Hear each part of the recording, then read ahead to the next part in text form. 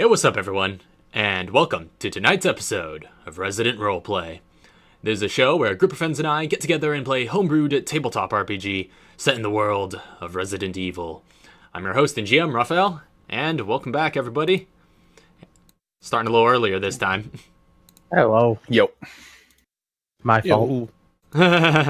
Well, to be fair, it never hurts to start earlier, I think.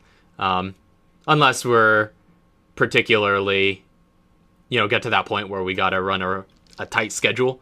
But I don't think we have nearly the viewer base for that. Or content. Or content, yeah, that's true. If we had a lot of content, then tight schedules would need to be implemented. But yeah, welcome for a slightly earlier beginning episode of Resident Roleplay. I see Lisa's in the chat as well. Now, by way of announcement, Lisa will not be with us in the game here tonight, but and we don't actually, because of some scheduling conflicts with her work and whatnot, we don't actually know when she'll be able to rejoin us, so just be warned of that.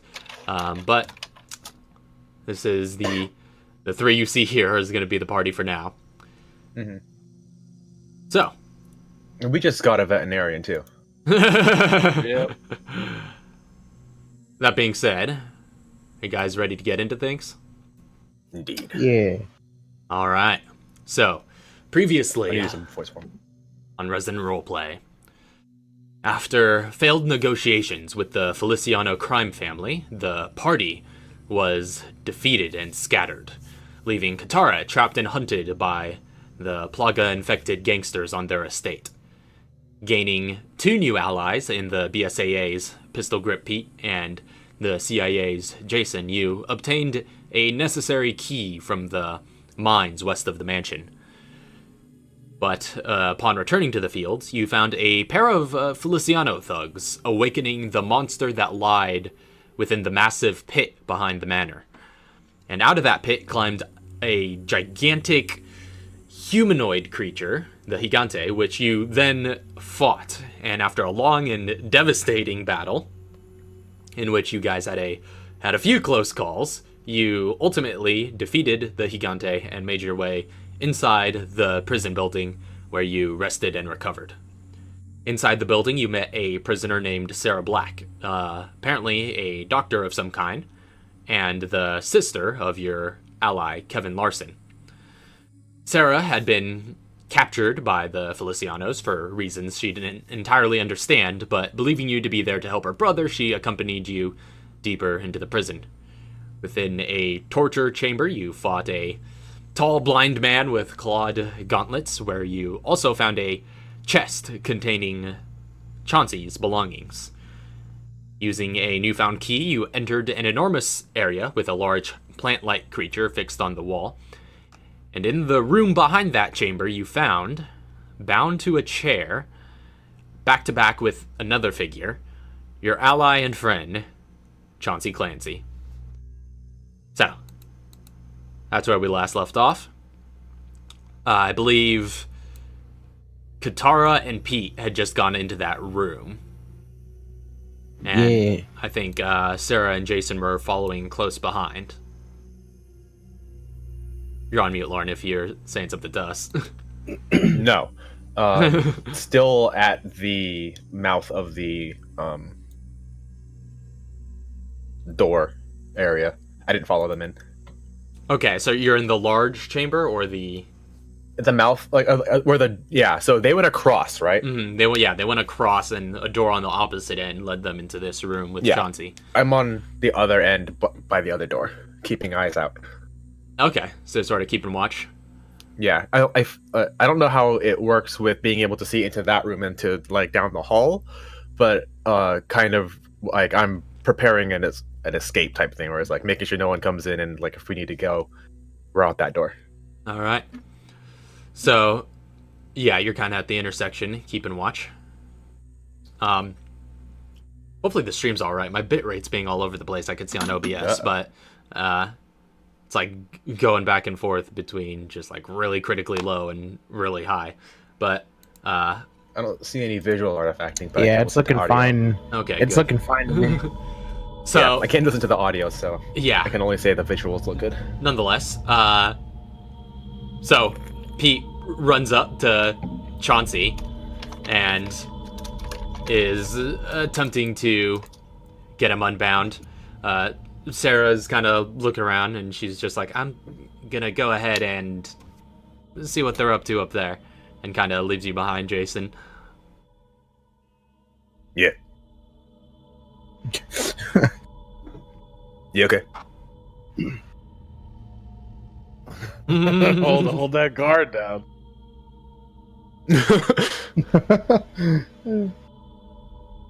So, is everybody in the room now? Like, Katara and Pete are in the room with you.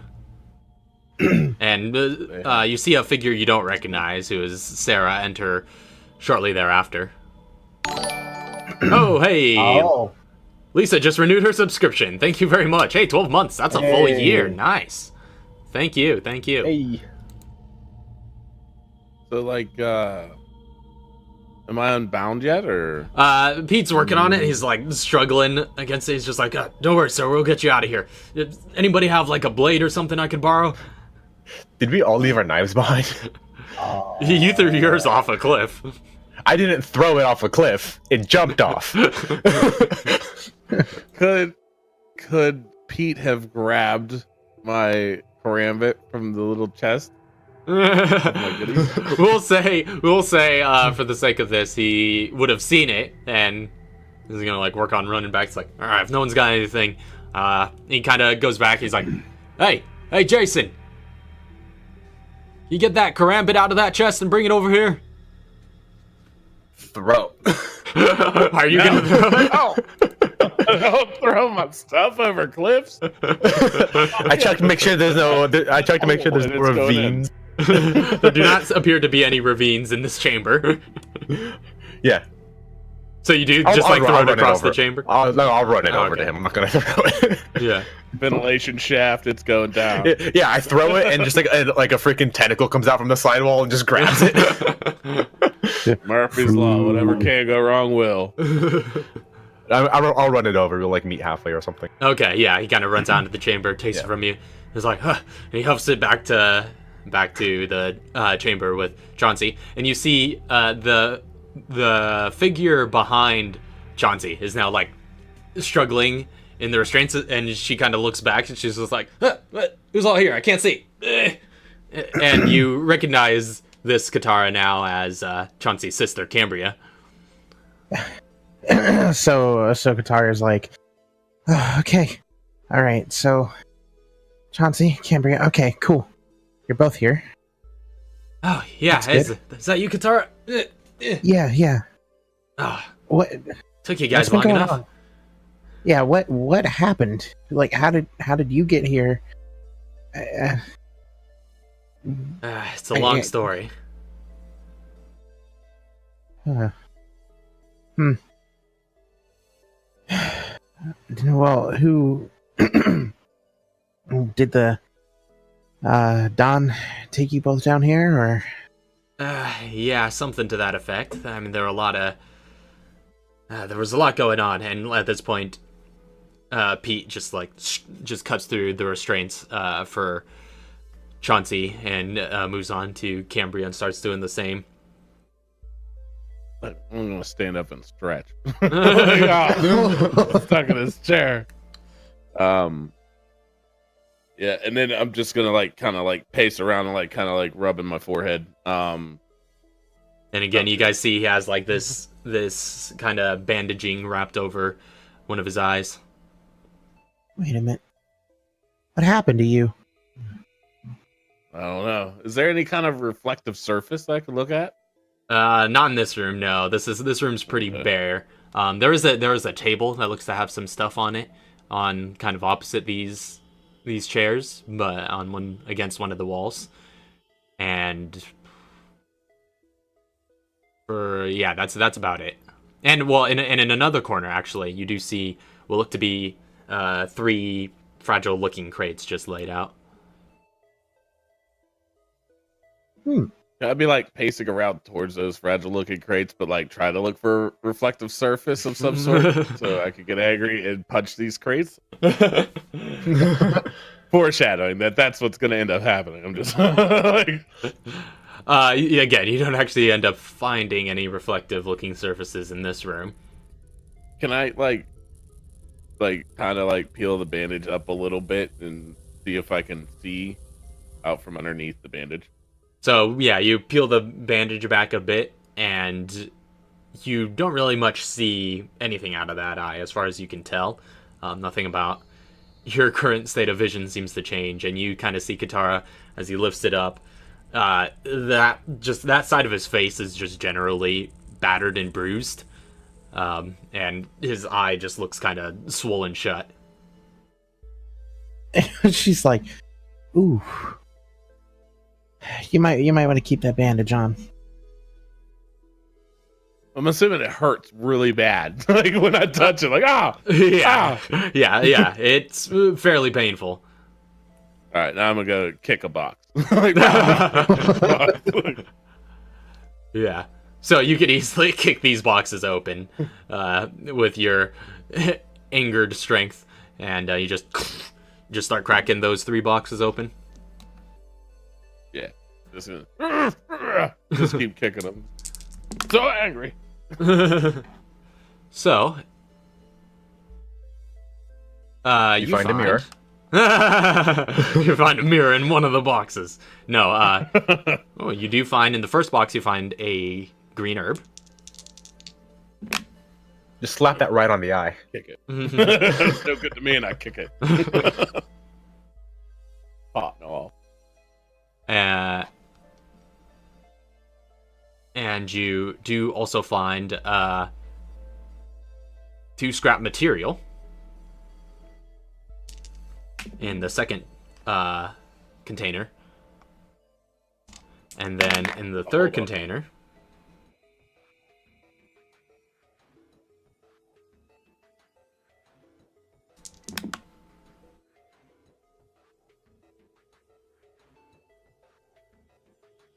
got all that? Yeah, what was the third? Oh, okay. I thought you needed me to pause for something. I wasn't sure what you were saying. The third container, you find 30 rounds of 5.56 NATO assault rounds. 30? Yeah, 30 rounds of 5.56. I'll pick those up. So I picked up the scrap material, and I'm gonna just start looking around the room like as I stuff those in. I don't know. I guess I'm carrying them because I don't know what I'm wearing clothes-wise. You're pretty much bare minimum right now. Like I pointed out last time, you've been stripped down essentially to your undergarments. This is the first time like any of the parties seen like raw Chauncey ever. Yeah, and actually there's a few more features that you might not much otherwise notice, like the big panther tattoo kind of sprawled across his chest. And he's also got man fur up there too, so yeah, quite a bit of chest hair. Slight patching, yeah. So like you are now seeing like the dad bod of Chauncey. Are you impressed? But yeah, like turning around. I assume he's still ripped. Like I'm assuming he's still in really good shape thoh. But yeah, well built for sure. Like, yeah. Not flaunting that around, but like, is Cambria gotten loose yet? Like, is she? Yeah, Cambria's gotten free by this point. By the time you're done breaking the crates, it's just like, thanks, Pete. Say, where's the rest of your unit? It's just like, well, I'm afraid I'm Lone Ranger in it for now. The brass ran into some red tape, so I mean, I wasn't about to sit around and wait for them out there. After hearing, is there like a Chauncey's in danger? Nearby? A chair? I mean, there's the 2 chairs that you guys were seated on. Or just sort I'm of. assuming they weren't like mobile, though. I want to like grab a chair and like slam it. Like, what? This is direct orders. So yeah, like, I mean, you can you can get those chairs off the ground. They're just like simple like wooden chairs, but you just had difficulty moving when they're both bound together. But now that you're loose, you could easily grab one of those and just slam it. Yeah, I'm just like I'm gonna grab it by like the top and like toss it up against the wall or something. Hopefully it breaks and be like, "What? You disobeyed direct orders? What are you thinking? What were you even thinking, dude? Like, what am I thinking? I'm thinking you're in trouble and you needed my help." I don't think you're thinking right. You never break order. Never. Unless I tell you otherwise. And I didn't tell you. Don't disobey orders unless I tell you to disobey orders. Yeah. We don't break rules unless I break rules. We know this. Only I'm allowed to break the rules around here. Just Wait. Chauncey, we came here for you. I mean, they came in and they found me. I told them about what happened, and then we came for you. I would think, at least in my thoughts, that it's okay this time because we're getting you out. I thank you, Tara, but this isn't what was meant to happen. You guys should have just left this be. You guys should have went to safety. You guys know that if shit hits the fan, that it's gotten too bad if I'm the one who got taken away. Like did you guys even come across Arkea or Emil at all? No. I grab the other chair and slam it. it just like scatters across the floor. Let's get everybody out of here. And I want to make pace towards that box, like not even thinking about anybody else. Like I'm just going back towards wherever they found my stuff. So Well, you don't know about that yet. Well, I'm saying like if somebody else would be like, oh, by the way, your stuff's down there in the box. Like, I'm gonna go get my stuff. Get the heck out of here. I mean, He saw Pete go in and is like, oh, I gotta get your knife, and he came back with his That's knife. true, So that's he knows true. it's somewhere nearby. It's like just around the corner. Oh yeah, can I like snatch my knife off of him too? Like, Give me that. Put it in his underoos. yeah. And for the first time that you guys have seen, just like Pete looks completely kind of put in his place. He's just, he looks like he wants to argue, but he's just keeps his head down and is just like, yes, sir. well, let's get reactions. Get these civvies out of here. Yes, sir. Right away, sir. Everybody else. And he kind of looks around. He's just like, he sees, he looks to Sarah and Cambria, and he's just like, well, Chauncey, is there any business you're looking to still finish here? Shouldn't we all be getting out of here? I have business, but you don't. You need to go back. And You need to take it. You need to take whoever this is, and I like to look at Sarah. it's just like, oh, I'm Sarah Black. I don't believe we've met. Perhaps this isn't the best Right. condition to be meeting you in, but I agree. Standing there in his underwear. Like, I mean, I agree. The God bod has got you. But you need to get to stepping. This is taken. Yeah. And Pete's just like, yeah, Captain Clancy's right. Sarah, Miss Clancy, I'm gonna escort the two of you out of here. So especially seeing as I'm disobeying orders here, I might as well come back a hero with something to show for it. And Cambria just sort of steps up and she's like, I don't think so. Look, there's one other thing I haven't mentioned yet. So, the Felicianos, they seem to all be infected with some sort of parasite. It's allowed them to be controlled. It's kind of like the kind of stuff I read about in the Kennedy report, but they injected me with something, and from what I understand, it is that parasite, and it will be effective within about 24 hours, and I was injected this morning. From down the hall, just completely coincidentally, you just hear, all right, we're on a time limit. Let's go.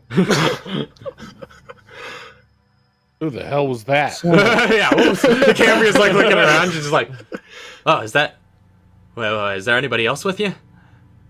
Is that Emil? Yeah. No. Huh? Just long story short, I thought it was somebody coming to kill me, and he killed 2 other people while I hid. Well, sounds like he's on our side. Yeah, he's That's basically what happened. so she knows. So she knows that he's here for a meal, right? Did he say that? Okay. Yeah, I said I said that my orders were to, recover Captain Clancy and Special Agent Clancy, locate Emil, and recover Archaea's body. Okay, yeah. I So thought you didn't care anything about the Clancy's, to be honest. So yeah, I think I did. Oh, okay. If I Mara didn't, just says that. Okay. I would have. Yeah. So If I didn't outright who's say this it, I guy? would've. He's you know who he works for? And she's kind of like peeking out the door now, trying to see if she can get a glimpse. No. Are you standing out there in the chamber? I'm like peeking in every now and then, and just like. Is Chauncey looking at the chamber too? No. Like right now, I'm looking at Pete and like I see him carrying some goods. Like, do I see him like is he just got like the shotgun like strapped around? Yeah. So at this point, yeah, he's like bringing up. Well, first, Cambria like looking and sees you waving over there, and she's just like, "Hey, do I know you? Gee, is that you?" Special Agent Clancy. What's your name? Clancy. What's your last name? Clancy. Special Agent Clancy. Let's go. Mr. Fox send you? Yeah, hurry up. Oh, okay, good. Well, good to know we're not alone in these waters. Still got some friends worth something. So I'm assuming like most of the people are trickling out towards him. Yeah. I was gonna say, we checked the whole room, right? Stuff on the table yeah. too. You haven't checked the table yet. Okay, what's on the table? You'll find. Let's see. You find a couple of things. You find one green herb, one red herb, one yellow herb, and what looks to be some sort of paper that looks to be like a clipping from a newspaper. It looks to be a continuation of some of the newspaper clippings you found. Oh, excuse me, in the mines. Okay.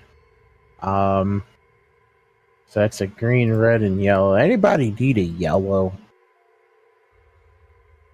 And at this point, like Sarah, she We picks gotta up go. she picks up the green herb that Chauncey passed up within the box and brings it over to some of these others.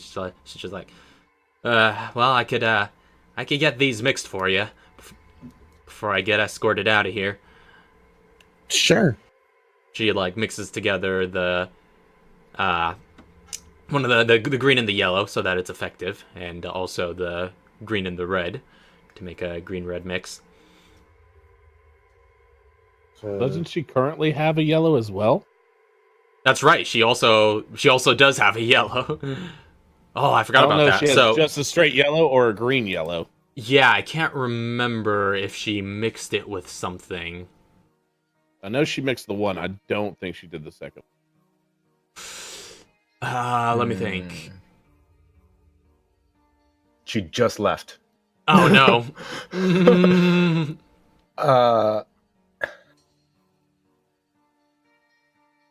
I don't know. Yeah, we'll say for the sake of this then that she'll mix in. I guess you would just make one of them a green, red, yellow mix. Oh, okay, so green, red, and yellow. Yeah, one of them's a 3-herb mix. One of them's just green and yellow. So she's got a green, yellow, and a green, red, yellow. All right. Okay. What's my inventory look? Oh. I mean, I'm naked, but I can carry some stuff. Cambria's just like naked. You have 6. That's true. You do have 6, but Cambria's just like I but could I only have hold on 2. to those if you don't have the room. Yeah, I don't. So Cambria takes it. And then what is the newspaper clipping? Oh yeah, 'Cause so it's something that let me she- get that to you real quick. It's something that Katara would take and then just kind of show it to everybody else who's interested. Mm-hmm. So you find yay clipping. Yay! Yeah. Clipping. In fact, yeah, like I've been doing with the documents, I'll just put it in everybody's journal. Actually. Yeah. Who wants to read it? Mhm. You do. You found it. All right. So There's the prohibition. Yeah, this is continuing from the. It looks to be a continuation from the article that you guys started reading in the mines. Okay. So the prohibition. Over the course of 1 week in the summer of 1931, 6 capos with the Chicago outfit were murdered. There's no record of any blackmail against the Bassani Mine Company from that week onward. While the police could not tie the crimes to Lorenzo Feliciano, it was widely believed that he used his newfound wealth to orchestrate the killing. When the outfit's influence waning, I believe that's how you say it. Yeah, waning. Lorenzo capitalized on the final years of the Prohibition by funding a number of speakeasies in the South Side. This was traditionally considered the territory of the Chicago outfit, but after the string of murders, no one dared oppose Lorenzo's intrusion. Birth of an empire. Don Lorenzo Feliciano, the founding patriarch of the Feliciano crime family, enjoyed great wealth over the next decade as the Bassani Mine Company plundered their gemstones unimpeded and his criminal activities expanded throughout the city. By 1944, the family's net worth was estimated to be at $40 million. Lorenzo, actually, do you want me to read that other part? Oh, Yeah. the parenthetical. Okay. Yeah, you can if you'd like. Okay. All right. Yeah. So, estimated to be at $40 million. That's over $400 million today when adjusted for inflation. Lorenzo used this wealth to build a manor on the land that held Bassani's gemstone mine. The elaborate construction project spanned 1945 till 1948 and is a well-known landmark to this day. Lorenzo's third and fourth sons, well, how do you say that name? Eusebio. Eusebio, okay, and Donatello were born in 1932 and 1934, respectively. In 1950, Lorenzo became a grandfather when his oldest son, Lorenzo Jr., begot Ernesto. In 1950, Lorenzo established a vineyard on his land and began selling wine as the Feliciano winery, marking his second legitimate business. After a failed territory negotiation in 1954, the Irish mob killed Lorenzo's cousin Dante Bassani. Don Lorenzo retaliated by waging a bloody war that nearly pushed the Irish mob out of the city. In the same year, Lorenzo appointed his son, Roberto, to succeed Dante as CEO of the Bassani Mine Company, a role that has since been passed down to Roberto's children. The newspaper clipping ends here. So Ernesto was 55 years old.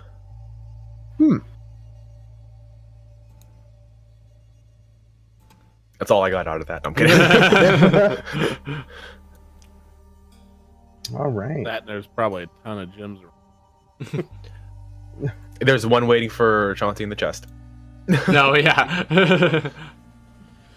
So, but yeah, at this point, Pete kind of turns to Chauncey and is just like, now, with respect, sir, you're probably not gonna like this, but I kind of sold your shotgun. What? But it was trust me, it was a good deal because I got you this. And he pulls out the striker. Just As I start to like go rush him. He begins an adrenaline rush. he's like practically like a what's it called? For like a knight, page. A page, yeah, just like holding Or it out squire. like a squire. That's what I was thinking. He's like a squire, just like kneeling, holding out the shotgun for you. Just like I got you this, and he holds out the striker. I grab it and just whip it around like I've already been accustomed to it. Just clearing the magazines, looking around at it, put everything back together. I'm like, yeah, all right. Still not happy. I just like sling it over my shoulder. Just like, so now I'm still naked. Now with shotgun.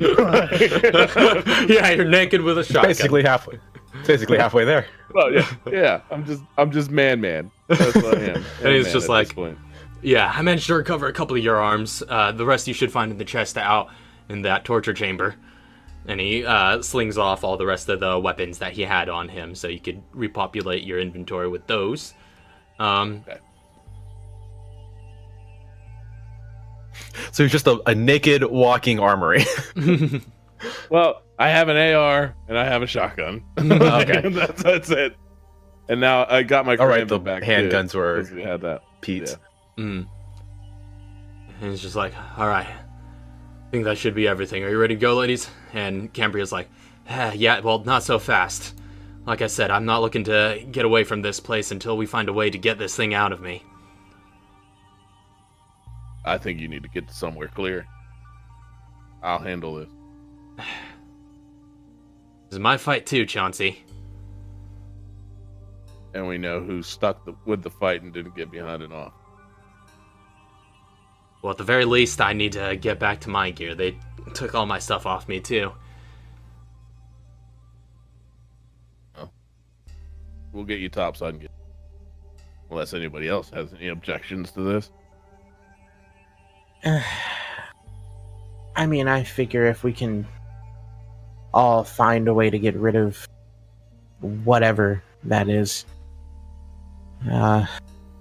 it'd be best to keep her with us. Take that into consideration, Katara. You probably are the brains of the operation. I kind of just walk towards my gear. And what's up for? face? He's just like not sure whether to say thank you. Well, like she would be the one that I would trust the most with any kind of virus or science stuff. Okay. So, like, All right, yeah, that like, makes sense. you're the brains of the operation. You're the one who's gonna have to get whatever's inside her out. Also, yeah, out. Get it out of her. All right, yeah. I need to go get my gear. And so she's just like looking around like, is my gear around here as well? And Pete points out, it's like, yeah, I do believe some of your stuff would be in that chest. There's a lot in there, so that might they might have put all your things in the same place. And she points out, she's just like, you said there's red tape keeping the BSAA from coming in full force? Yes, ma'am. She's just like, I won't say no entirely to getting escorted out of here, but you best get this civvy to safety as soon as possible.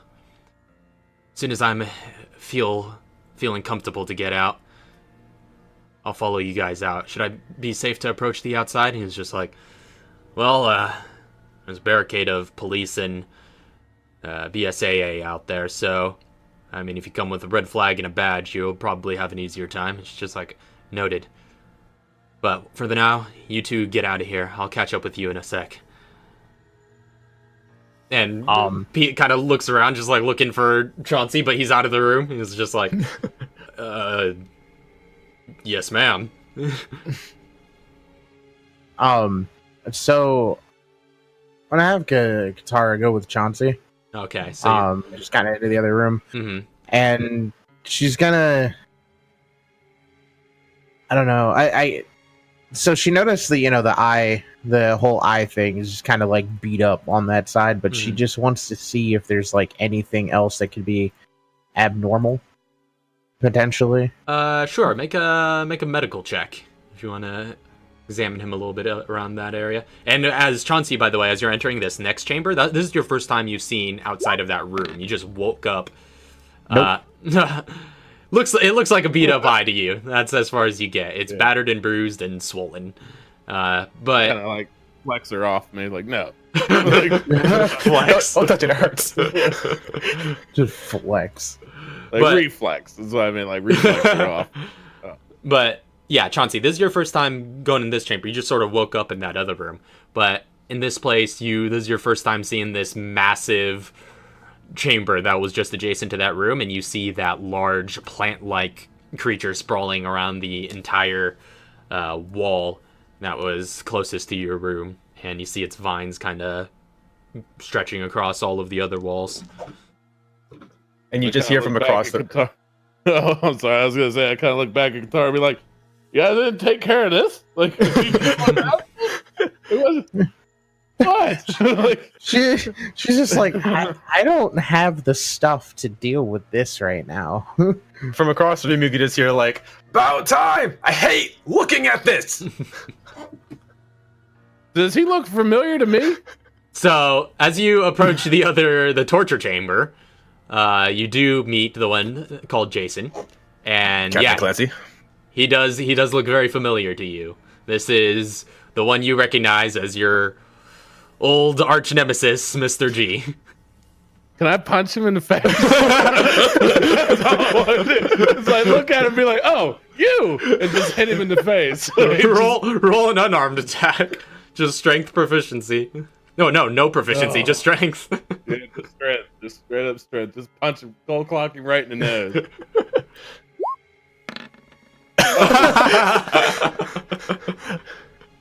So I punched like something real close to him. yeah, you're easily able to dodge out of the way, and just this fist just goes wide and hits some of the tools on the side of the wall. We'll get to that later. We gotta go.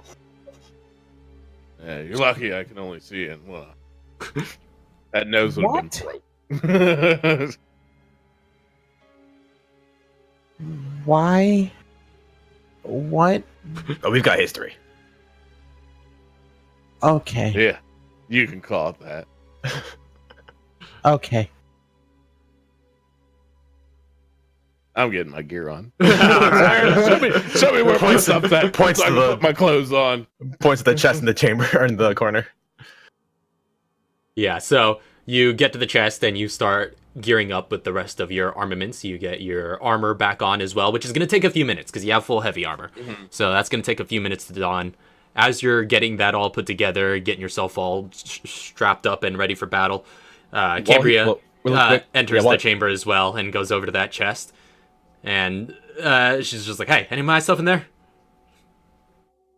And she starts. When she approaches, I'll greet her as well. Well, nice to see a familiar face. Yep. I get going. I still got work to do. Yeah, I take it so. And she goes over to that chest and starts fishing some of her gear out of it. You see her kind of like she's just sort of in, this semi-formal, like business attire blouse, and she like fishes out of there. She gets like this shoulder holsters, and she starts harnessing onto herself. She finds her handgun in there, an H&K P30, and she's like checks the chamber, makes sure it's loaded, puts it in her holster, and starts throwing on her kind of suit jacket, basically her business jacket over top.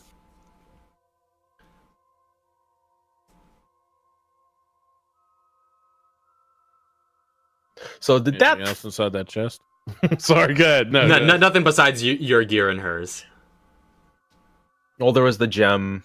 Oh yeah. On this little job. and some other stuff. What gem was that? It was a topaz, I think. It was a topaz, $100. Yeah. Kind of just see it and toss it and be like, "Oh, I got one of those." Treasure pouch. I got one of those. I think it'll stack. Did that thing in the room move at all or speak? Not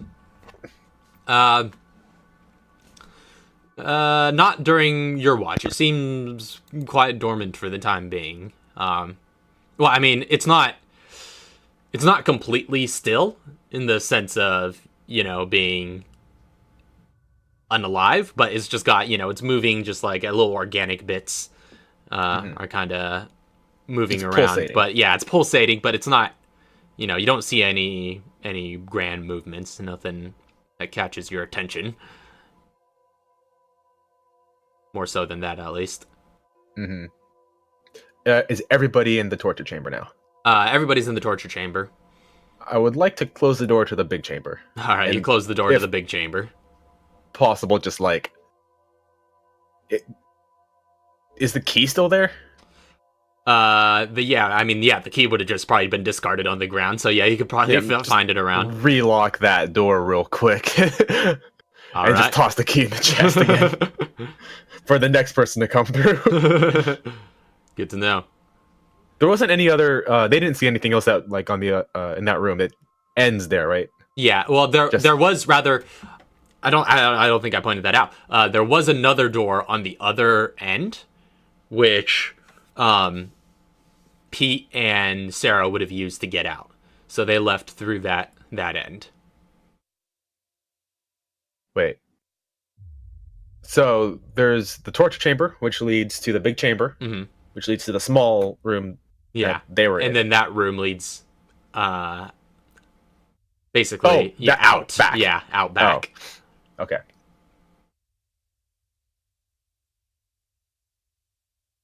So, what are you guys doing? I'm still donning my stuff. Waiting for him to put his pants on. At this point, I'm putting on my jacket. At this point, you're pretty much all geared up. A few minutes go by, and you're good to go. All right, let's get going. Yeah. While he was they were all getting dressed. Actually, I wouldn't have made a call. Phones work still, right? Yeah, they do now. Yeah, they do ever since you've gotten the jammer taken out. The reason it didn't work before is because we were in the caves. That's why. Yeah, and then you're in the caves. Yeah. So yeah, make a quick call, update on what's going on. 2 targets acquired, and moving on. All right. Yeah, and you just receive orders to just proceed as planned. Yeah. I'm gonna give a call to Maya. Well, once I've gotten all the stuff. All right. Like the rest of the fact that I've made it out okay, or I'm back. And she's just like, "Oh, Chauncey, it's good to hear your voice again. What's going on?" Well, we're dealing with a new infection, or a new, something new. I guess I really don't know that it's a virus, do I? Or a parasite, right? It's just like overhearing. It's like it's called the plaga. Did I just hear plaga? Yeah, I think I read something about that. Well, I'm going to start assembling some intel on that if I can. But have you encountered Pete Stance yet? I did. Got me out. I sent him topside with a civilian that was found here. Okay, good to know he made it to you. I've been in contact with him, orchestrating to help you out. Well, him going in to begin with was his own idea, but I guess I just figured I'd help once he got in contact with me. Okay. I tell her to I thank her. I thank you for at least helping him, but I really didn't think that was the smartest move on his part. No, yeah, probably wasn't. Don't know if he's going to get court-martialed for it, but we'll see how that plays out. Well, at least you're safe, though. If we can do anything to protect him, I still want him. He just made a mistake. I'll definitely see what I can do on my end. But what about you? What's your current objective? You looking to get to safety? No. Like no. Safety's not in the question. Or it's not an answer for me. I explained to her that Cambria's like infected. I go, Cambria's got the virus. What?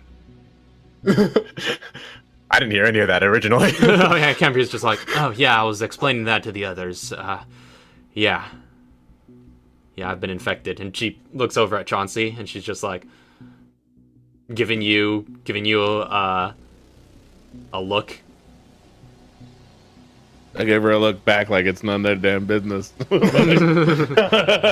right. You could be all about it, but I'm not saying nothing. If they want to talk to me about it, they have to ask. All right. So, yeah, she just continues on with you guys. She's just like, we better keep moving. Where are we headed next? Well, hold on. You're infected? Yeah. How long ago? Around 8 or 9 this morning was when I arrived on the premise, got captured. I explained this to Chauncey much earlier. They had a hood over my head, so I couldn't much see which directions I was heading, but they have some sort of laboratory on the premise. And when I was in there, they injected me with the parasite. And they sit me in that room to stew until I turn. Have you read the Kennedy report? Yeah, I have. Sounds all familiar, doesn't it? It does. I don't all remember what happened, but I know they got rid of it, so we need to figure out how. I'm willing to bet they have some means of doing so in their labs, but we'd have to figure out where that is. Alright, yeah, we gotta get moving. Double time now. And she's just like... She looks like she's thinking for a moment. She's just like... well... I do know this. Judging by the layout of this place and the directions I had to walk on the way to that room, because she was still conscious when she was being escorted, and she's just like, I think this is the way I came in from. She's pointing at the door that you guys enter in from. And she's like, I'm pretty sure that laboratory is directly across in a straight line from this building, out of that door. It's a good thing straight lines is something I can do. Yeah, there was a bit of elevation change in there somewhere, some stairs to go up, but yeah, it should be directly across from here. Alright, let's get moving. Alright, so you guys get moving back towards that front entrance of this prison complex? Yep. I will sneak ahead. Alright.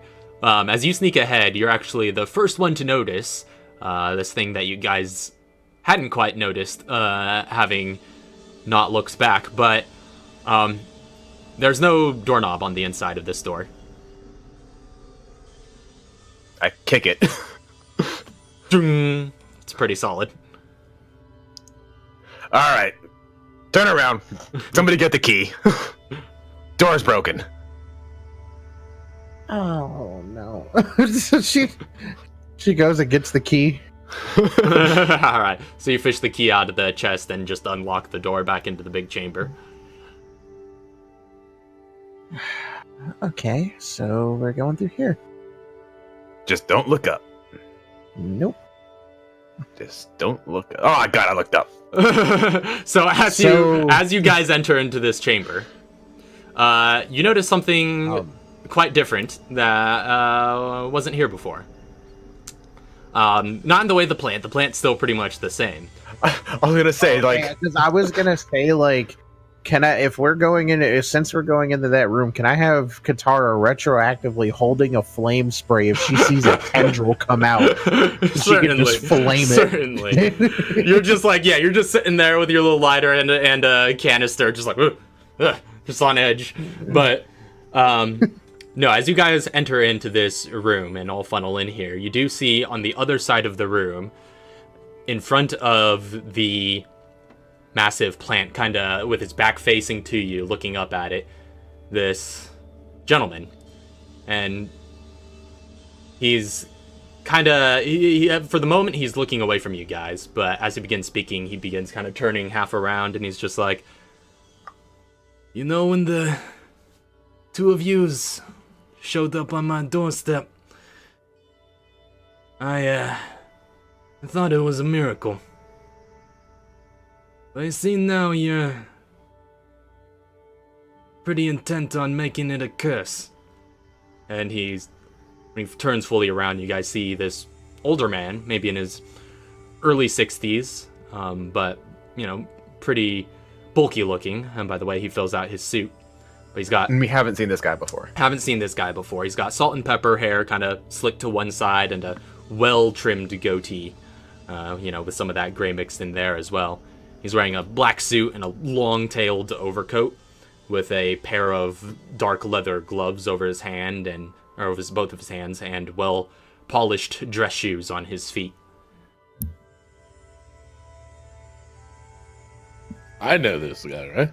Yeah, you recognize him. Okay. So does Cambria. Okay. She's just like, yeah. She draws her handgun and just kind of has it at the ready. She just like, So I'm following suit. All aiming. And he's just like, so your friends came to help you, I see. Well, it's good to see you're personable enough to have this many friends. Technically not here. I see how it is. Well, you're going to introduce me to your friends, Chauncey and Cambria. Or am I gonna have to introduce myself? Well, introductions are best made personal. Like you guys meet my dad, and then I'm gonna shoot whatever gun I have. All right, make an attack roll with whatever weapon you have out. Does that activate everybody? I'll say you get one attack off, and then we're gonna roll for initiative in a sec. But like, how close is he? He's on the other side of this chamber, so a good distance, maybe about 60 feet away. I'd have had the AR then. All right. I was gonna have the AR anyway. The one in range. AR. Yeah, the one in range. Actually worked. Meet my dad. I didn't hit anything. I was just gonna see if we could try to persuade this thing, but well. No. Clearly, that's right not now, the Clancy way. No. Well, I'm going. Can I go deep and just go ahead and kick off the adrenaline rush and do a headshot as well? All right, adrenaline rush, headshot. I'm just gonna go ahead and roll initiative. Yeah, you could roll yours in advance, I suppose, if you want.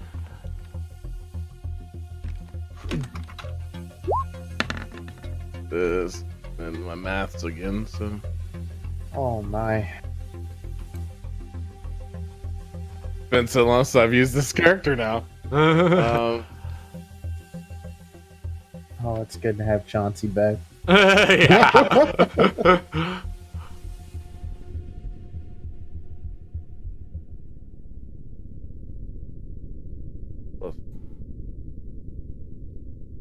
Oof. This is a tough roll. That was a 15 hit. Yeah, I'll say that. Yeah, that hits him. So you just like take out your AR, just put 2 shots downrange across this chamber, and yeah, they both impact against his body. Roll for damage. That was with headshot, right? Correct. Oof. 21 points of. All right, 21 points to him. And as those 2 bullets impact against him, he's just like, "Ugh!" And he just like stumbles back, and he's like, "Yeah, all right, I see how it is. You're gonna deny the Bellucci blood in ya? Then I gotta take matters into my own hands. Well, at least you came geared. Bellucci. Yeah, at least Sorry, you guys. came geared up to fight me like a man." And you see at this moment, well, what for Mr. G and Katara is a bit of a familiar sight.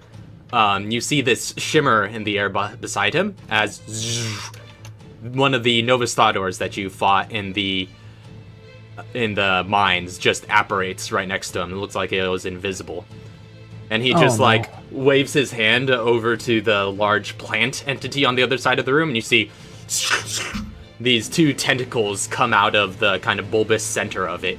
and just like wrap around the bug-like Novastador and Leonardo Bellucci himself, as he's revealed himself to be. And it begins just like pulling the two of them into its core, and they both kind of disappear inside of it. And you see behind you just like these vines, the vines along the walls start kind of intensifying and enclose both the door on the other side of the chamber and the door behind you guys. And after a brief moment, a few seconds go by of just like eerie silence before this massive head-like form that looks kind of insectoid, like the head of the Novastador, and it has like one of its eyes just covered in these large mandibles on its jaw, and it just erupts out of the center of this plant with this long neck just made of just fleshy, very like hardened looking flesh type material, and a couple of tentacles flail out to either side, all kind of wrapped like a thick cord and looking just very durable.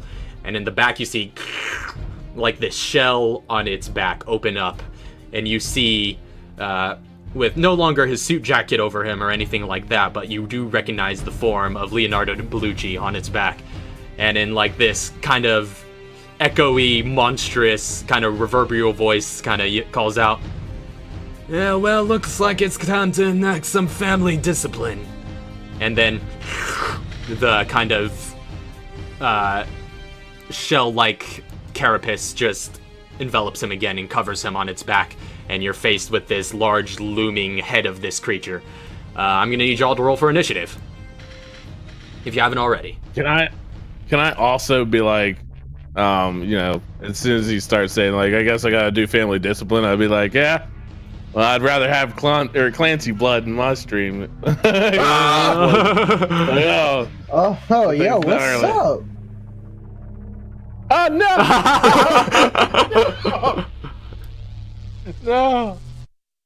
No.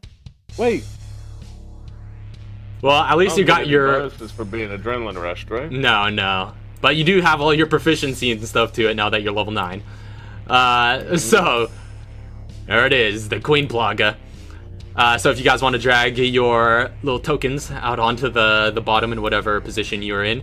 Now these are I should point out, these are the catwalks that I described in the previous episode with these ladders going up to them. The ladders go up about 30 feet, so these are about 30 feet above the ground level, but you can go under these and whatnot. Okay, so you can go under that? Yes, yeah, you can. I don't believe we have your new one, but that I'll probably get to that over the break then, because I forgot to get that on there, but that's okay. It's mostly the same. Could I have like actively had Katara go underneath one? Sure, yeah. Okay, cool. So I'll put her there, and then let me roll initiative now. Oh no.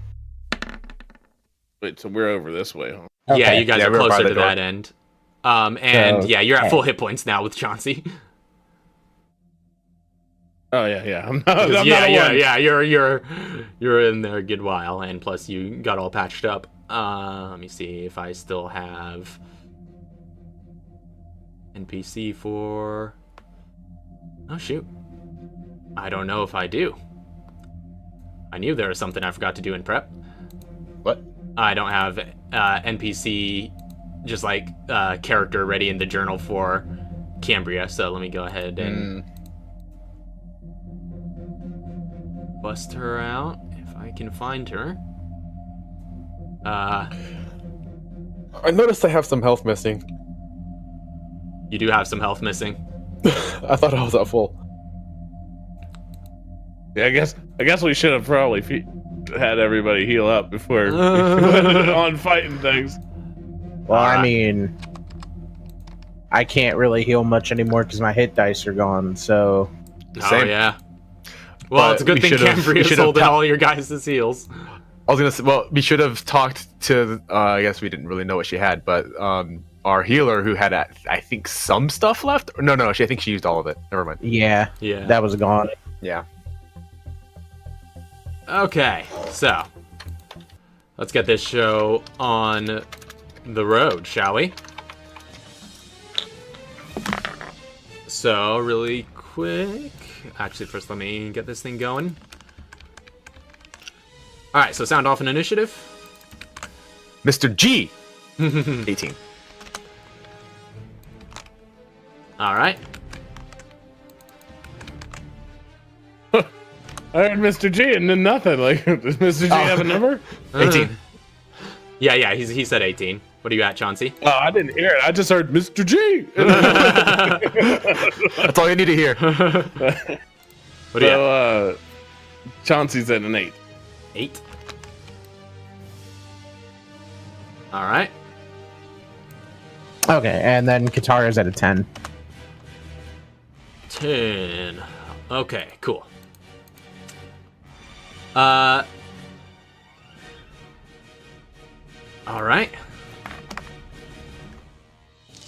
Actually realized there's something missing here, so let me... Give me a moment to fish some stuff out, but... Yeah, so... Top of the round. First things that's going to go first is its layer action, actually. Lovely. So... This thing's got layer actions. At the top of the round, you see just start crawling out of like little vents in the walls. These creatures, which you have actually seen before. Oh, man. So these are at the ground level. But yeah, they start crawling out there. Didn't Leo kick one of those? But after that, first up is going to be Mr. G. What are you doing? Oh, I will also say, it does take quite a bit of movement since climbing is half speed to get up the ladders, but I will give like a high ground advantage to attack rolls if you're up on the catwalks. Were we on the catwalks to begin with, or just... No, you guys were at the ground level. Yeah, you'd have to go really specify that you took the time to go up those ladders, 30 feet to get to those catwalks. All right. That's why I was misunderstood where we were at on it. So, those little things, they're both, all of them are under, right? Yeah, they're all at ground level. I had my rifle out. Yeah, screw it. I'm ammo for this thing. I'll pop one. All right, make an attack. I have advantage because they haven't acted in combat yet. No, snap. Yeah, that's right. Assassin. Can I headshot these? I'm pretty sure I can, but... You can, but I will say these things look pretty... These things look pretty flimsy. I know. But I have advantage. Alright, I'm not gonna headshot him. Oh, 20. 20 hits. So, as you, like, take aim with the Do I need to rifle... roll damage? And just, like... which one are you targeting? The two on the left. The one of the two on the left. Okay, yeah. So you take your rifle and just, like... And you just, like, splatter this thing across the wall. Okay. Yeah, it's dead. I'm going to use my... Okay, so how high up is it? It's 30 feet of ladder, so 30 feet off the ground the catwalks are. So you would need to do, unless you have bonuses to climbing. Unless you have a climb speed, it'll take 30 or 60 feet to get to the top. That's 25 bonus action dash, and I'm heading to the top, so I get halfway up. All right, so you're halfway up that ladder. Yeah. Next round, I'll use another bonus action dash, finish my way. Gotcha. Yeah, that would actually get you there. So, that's the end of your turn. Indeed. All right. Next up, the massive Queen Plaga plant is going to take its turn. So yeah, everything in this chamber is within its reach. So you see, what it's going to make 3 thought I tentacle was safe. attacks. I'm climbing a ladder, man. It's going to you see it just like start slamming these tentacles just downrange towards you guys. And it is going to make 3 tentacle attacks. We'll say it's going to make disengaged. 1 against everybody that's on the ground right now. So 1 against Okay. Katara, 1 against Chauncey, and 1 against Cambria. And we'll go in that Even order with as well. her underneath? Okay. Well, because this thing, I mean, because like its tentacles are pretty flexible, and so it could just like do a horizontal swipe. But yeah, there's not really anywhere in this chamber that it can't reach. So first attack is going to be against Katara, again going in that order. It's 25 to hit, Okay. and against Yep. Chauncey, the 26, and against Cambria is a 23. So, going in order here, that's 17 points of bludgeoning damage to Katara. Another 17 to Chauncey. And 19 to Cambria, which I'll be keeping track of. So, it slams down those 3 tentacles on each of you, and that is going to end its turn. Next up is Katara.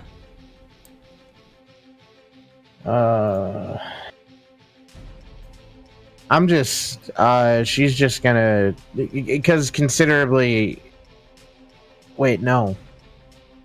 Would we have been able to chill for a bit before moving? Because, like, As in, like, a rest? yeah, like, because how long were we there waiting for? Because, Let's see. We had the rest. You guys did take a short rest just Here. before you fought the Garrador. That's right, yeah. Then out we there. fought the Garrador. okay. I don't think anything. We just shot it a bunch. Oh, wait, no, I didn't use my thing, that's right. Yeah. No, we just shot it a yeah, bunch. yeah. Yet.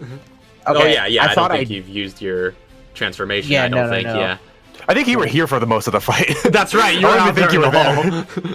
Yeah, I was in the hall. Yeah, okay, never mind. I thought I had used it, but then I realized I'm in the No. hall. So I'm gonna have her shell skin. Okay, Shellskin is up, and I believe that's your and- action.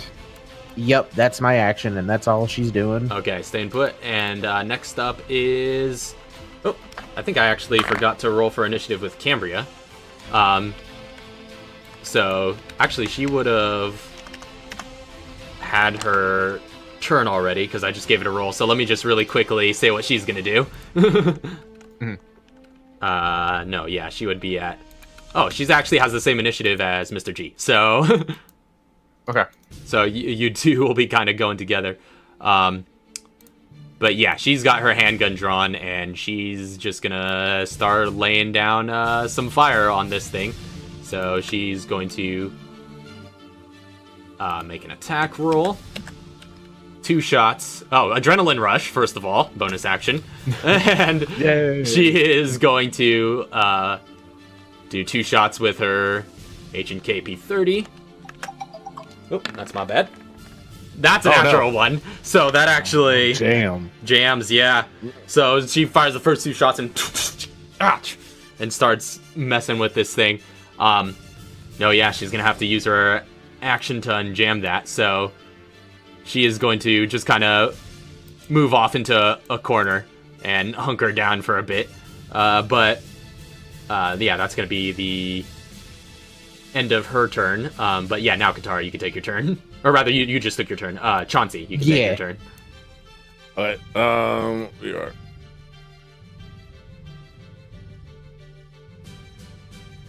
I'm gonna.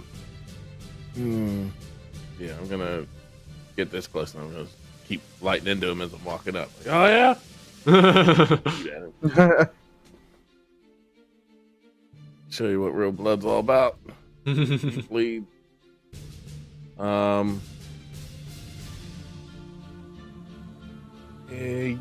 Can I disarm the tentacles? A disarm has to be for the tentacles. A disarm has to be done with a melee, doesn't it? No, I'm sorry. I worded it wrong. I have limb. Oh, limb shot. Right. Yeah. Yeah, limb shot. You could. I mean, you could apply a limb shot to anything on a hit. So yeah, we'll say you're shooting at one of the tentacles and attempting to disorient him a bit. Okay. So. But you would call that after you hit. So. Yeah. I just wanted to make sure I was able to even do it. Oh! Natural 20. All right. Let's do this. So, did I hit? No. Yeah, you hit. For sure. All right. Cambria's just over there trying to unjam her weapon like, you showing me up, bro? I'm guns, your fists. Start punching. Punch daddy? You want to punch daddy in the face? All right, so rush. Oh man, I wish I would have said headshot though. That would've been nasty. Oh man, that was weak. 23. All right, every little bit counts. Yep, every little bit counts. I'll use the heavier hitting weapon. And I'm gonna go ahead and use off my extra attack as well. All right. Same thing. Oh, and you said that you're also doing limb shot on that? Yeah. Limb shot. So it needs to make a Constitution save. Yeah, cons. That's a natural 1. Oh. the swing on the d20s in this is insane. Wow. Yeah. So I think that's what he would have had to roll to get stunned too. I think my save DC is a 4. Is it 15? Yeah, 15. Oh, so he can roll a 1 or a 2. That's good to know. But yeah, either way, yeah, 1 or 2, he would fail against Chauncey. But either way, that fails, so you can barely see it up in the corner. I had to scroll up. But he is stunned until the end of your next turn, I do believe. Okay, and I'm gonna go ahead and shoot at him again. All right, now with advantage because he's stunned. Okay, so that's the whole creature is stunned, not just no. one Yeah, tentacle. this thing is stunned. So you fire 2 shots and just like blast off this entire tentacle and just like sever it like a limb, and it just like flops to the ground and begins just like decomposing in front of your eyes at a rapid pace. But you hear this whole creature just like squeal in its own sort of way. But you begin to see that tentacle start to like recede as another one starts coming out of the creature. So it gets a replace, but it is stunned for the moment. So go ahead and make your attack with advantage. We're gonna go ahead and add headshot to that one then. Here comes another 20. Gambling man. 17. Unfortunately, 17 doesn't hit. So you and just like watch the bullet spark off of this, off of its just thick mandibles below its head. Okay. As you take aim for that eyeball. Good to know. Well, that's all I got. That's all she wrote. All right. So that brings us back up to the top of the round. Yeah. Wait, no mind. We're good. You're good? I forgot it. Yeah, I was like, I forgot to add my modifier for rush, but yeah, I did because it's in my macro. Oh, right. Yeah, I did. So, first off, at the top of the round, its lair action is going to happen again, and the Plagas that were summoned last time are going to go ahead and take their turns. This one's going to kind of waltz out here. You're about like 15 feet above it. No, yeah, it's gonna try and spit some acid at you. My butt! So you see it just, and out of it just like flings this spit of acid up in your direction.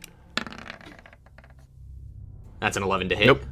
All right, this thing's gonna waltz up to Cambria in an attempt to bite her, which doesn't hit either. So it just kind of flings at her, and she's like, and just shoves it back and back onto the ground where it's currently standing. And 3 more of these are going to spawn out of the walls. But that is it for the lair action. Next up is going to be Mr. G and Cambria. I'm gonna yell down to Cambria, take care of the spiders! Bonus action dash to get up. And I'm on here now. I'm here. Yeah, so At the end bonus of my dash, action right? dash. Well, you're 15 feet up it, so your full movement would get you up to the top, and then you can bonus action dash for more movement. Yeah, I'm bonus action. Yeah, so I'll use my movement to get to the top. So I'm here on my movement, right? Not here. Exactly, yeah, you're right there on your movement. All right. So from here, I'm going to. It's stunned, right? It is stunned. 17 didn't hit. 17 didn't hit.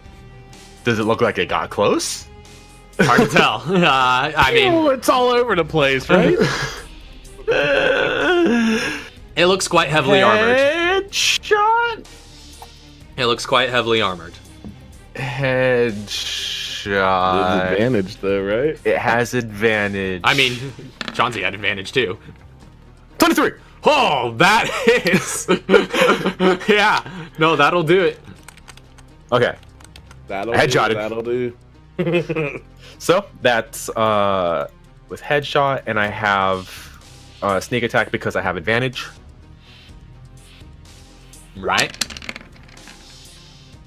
Ooh, 39. Whew. And your sneak attack just went up from level up, right? It did. 46. That's an extra d6 on top of it. All right. So 39 points of piercing to him.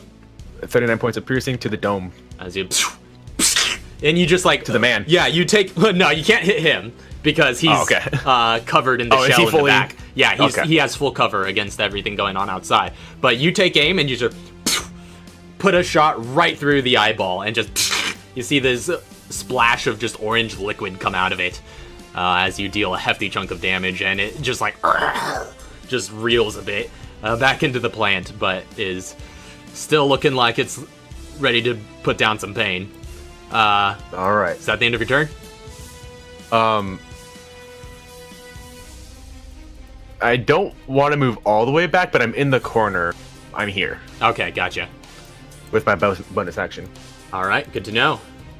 Meanwhile, Cambria is... I'm actually here, but like... Yeah, gotcha. Yeah. Meanwhile, Cambria is just holstering her jammed handgun, and she's just like, all right, let's see how it is. And she is just gonna elbow drop this plaga in front of her. Oh, yeah.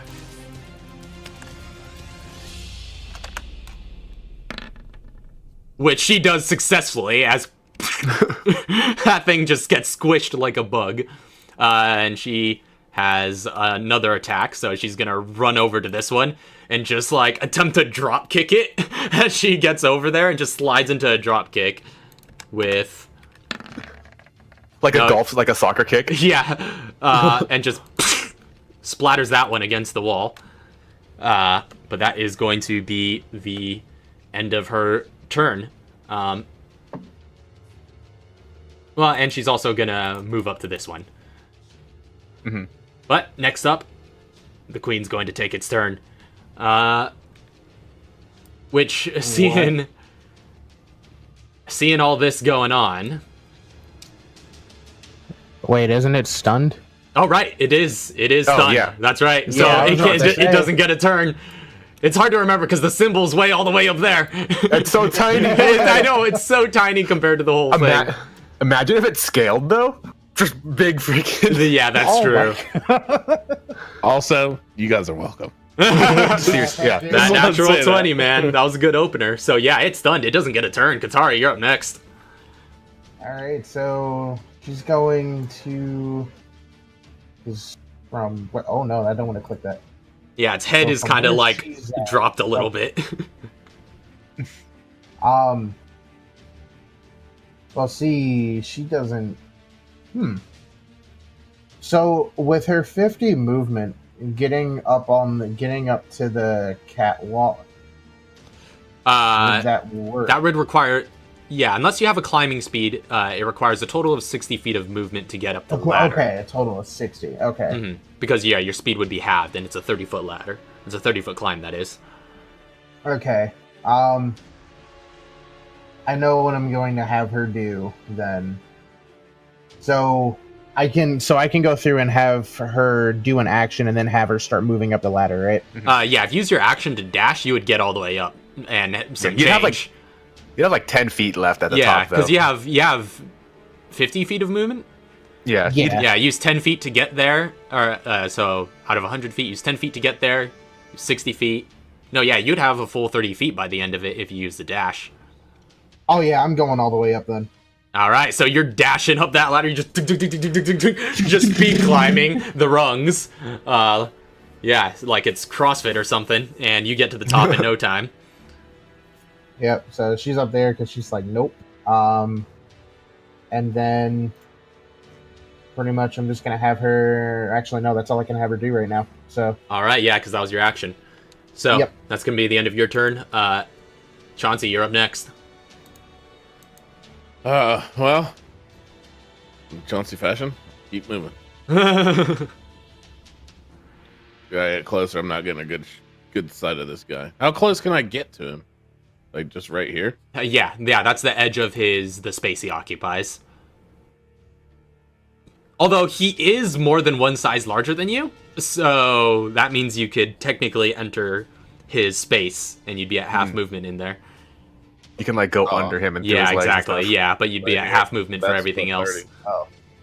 This would be my 30 then. All right. So you're just like underneath them right now, just looking up at this this looming monstrosity of just writhing flesh and tentacles and bone and just hardened shell-like skin.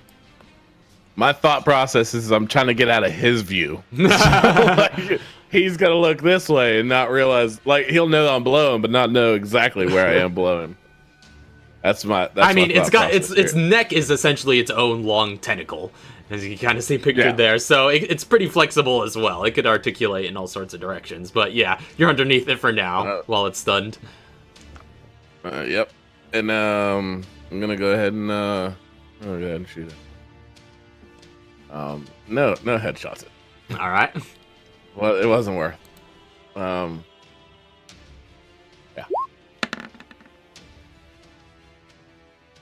Ooh. 17 doesn't hit. Yeah, unfortunately, 17 doesn't hit. You're shooting up, and just like just sparking against the shell-like skin underneath it.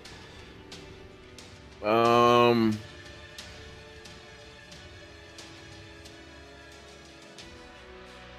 you doing, Chauncey? I'm gonna go ahead and quick flip my shotgun if this puts me in it. Well, technically, I forgot you did have advantage on that attack since it's stunned.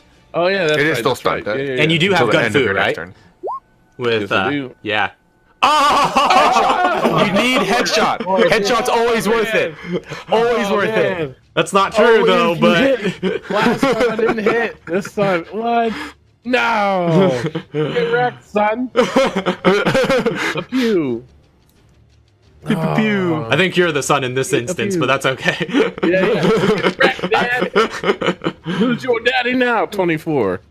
All right, so you just like put in 2 shots into its eyeballs, following suit. You just kind of peek around the side and just fire those shots, piercing up through the eyeball from below.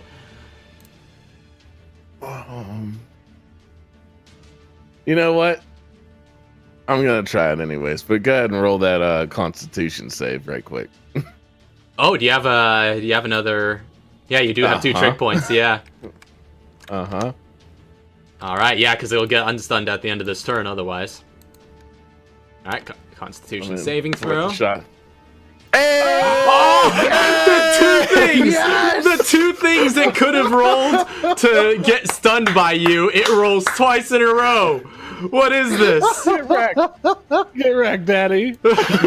No, yeah, this thing is still stunned. I'll show you what blood means. This is Clancy blood. This is the Clancy vengeance coming down on it right now. Yep. Oh, that's so good. Should have made sure they didn't get to me. Just light them up.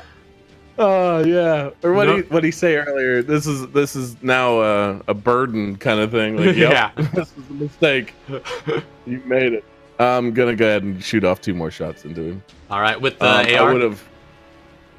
would have reloaded as well. Okay, bonus action reload in there.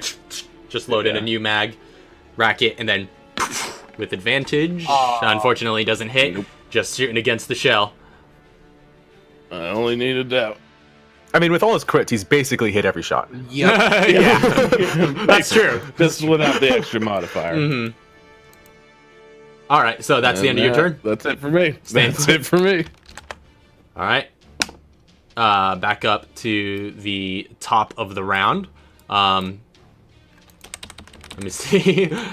Flipping back and forth between a lot of stat blocks here, but you guys up at the top. All the spiders go.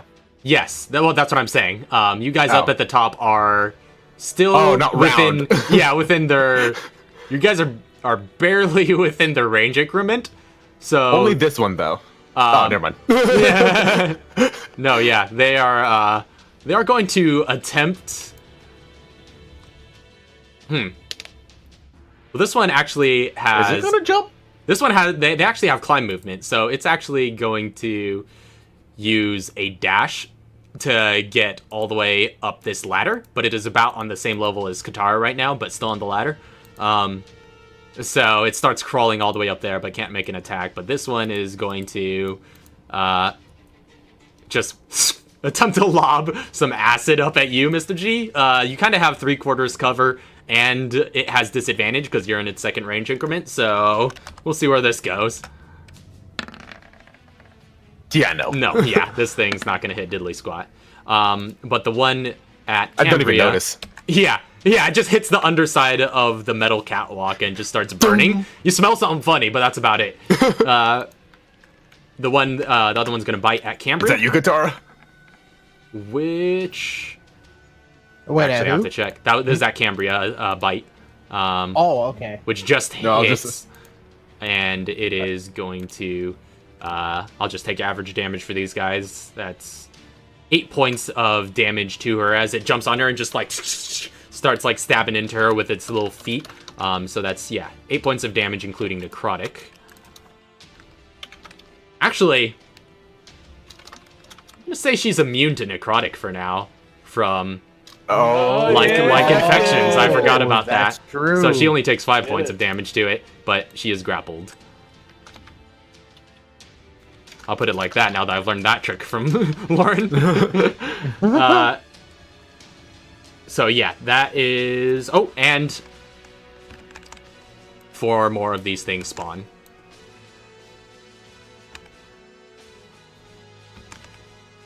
And we'll place them like so. And that is going to be the lair action. Next up is Mr. G and Cambria. all right. Well, it's stunned again. It is still stunned.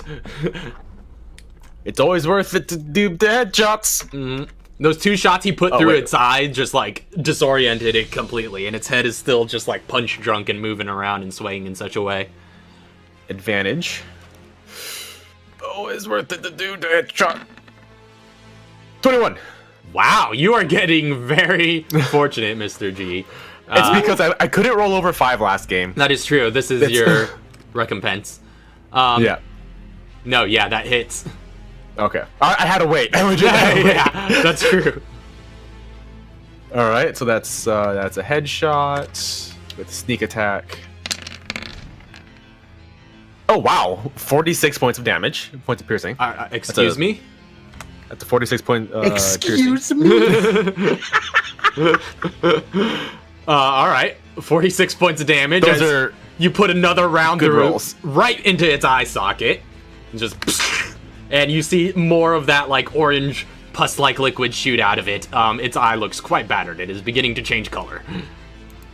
all right. Meanwhile, you remember that animation from Dead Space where you get hit by the lurkers and you could, while you're grappling them, you could just kind of toss them on the ground and punt them? Yeah. Yeah. That's what Cambria does to this thing on her. Just and then just punts it away and it splatters. So yeah, and she's also gonna go over here and do another soccer kick at this one. But is there anything else you're doing on your turn, Mr. G? Also hits. No. Other than I can't hide because I'm in the open. Correct. Bonus action disengage. I don't think you're in danger of opportunity attacks here. All right. Bonus action dash. All right. Where are you headed? I'm not moving. Okay, you're staying put? I've got a bonus action. I don't know what to do with it. No, I'm staying. I'm staying. Alright. I'm not moving. Next up would be the queen's turn, but it's still stunned. So next up is Katara. So with her baton, she's just gonna look down at the thing that's like level with her. Yeah. So let me. I think this is your first time real attacking quick. with that thing, right? Yes. Ever since you bought that stun baton. So Yep. yeah, that's Yeah.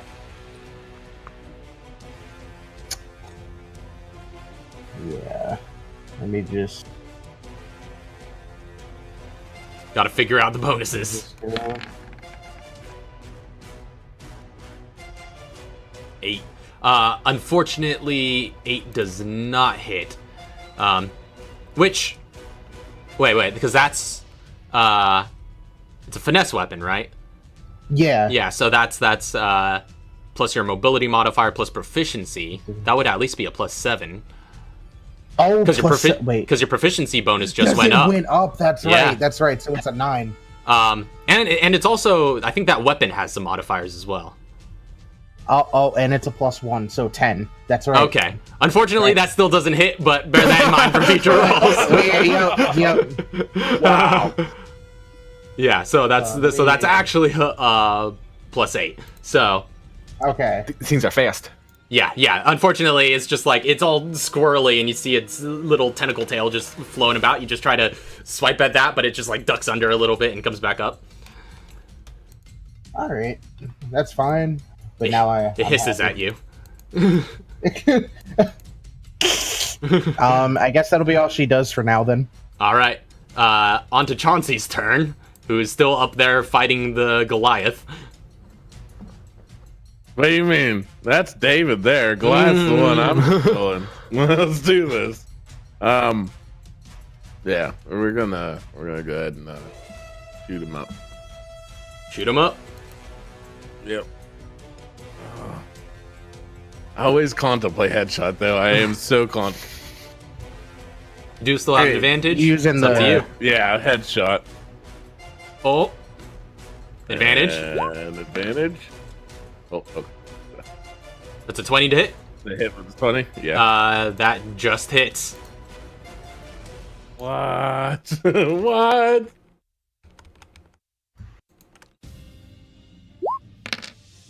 Oh, and it was garbage. 23. Okay.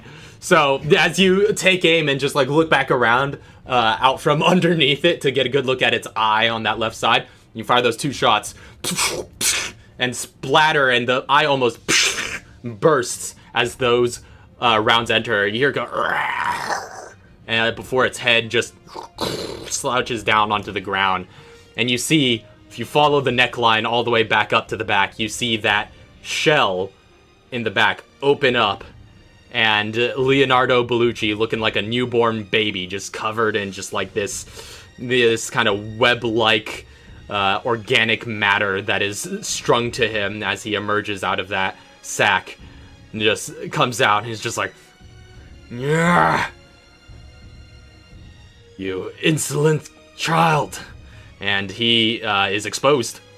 And the whole Daddy? Yeah, he is. the whole creature the whole creature looks to be furthermore stunned now, but he's Can I exposed in the climb back. up it? Yeah, I mean, we'll maintain your current position, but we could flavor it as you're doing all sorts of stuff within this space. Yeah, okay. So I'm like, I get up on it and I'm just like, hey, what's up, Dad? Brah. Just light 2 shots at him again. With advantage. Wait. Yeah, with advantage. Yeah. Do that. Just 2 regular shots at him. Okay. So 24. That hits.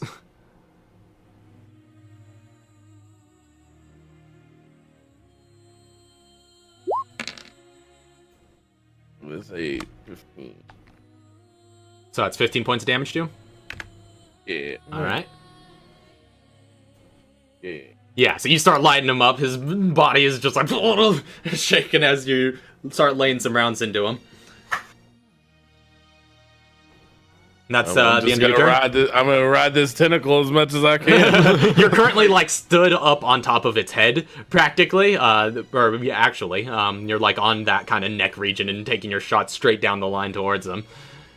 So yeah, is that the end of your turn? That's where I want to be. Yep, that's where I want to be. All right, back up to the top of the round.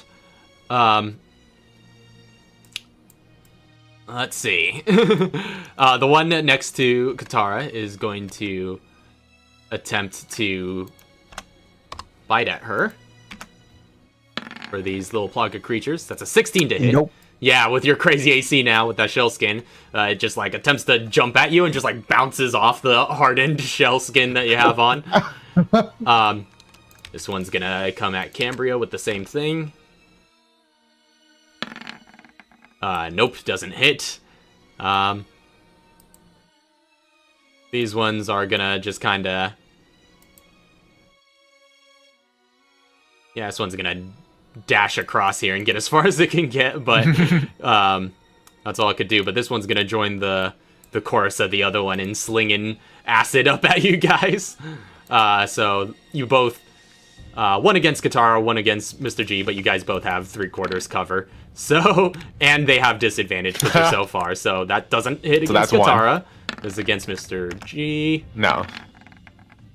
8, yeah, definitely doesn't hit. So, that is going to be the lair action after... Oh, one more spawns. Next up, Mr. G and Cambria. Late to the party. Alright. Seeing the pod man come out, aiming at that dude's face with a headshot. Alright. Go ahead and make that So advantage attack. I think this one might be easier to hit, so I'm pretty confident, but I'm not sure. Oh, 15. Hits. Hey, there we go. Oh, Yeah, no. he doesn't. Oh, no. I didn't even think of that. No, yeah, he is exposed. Oh, you should have added Like a newborn baby. Yeah, like I said, like a newborn baby. Alright, that...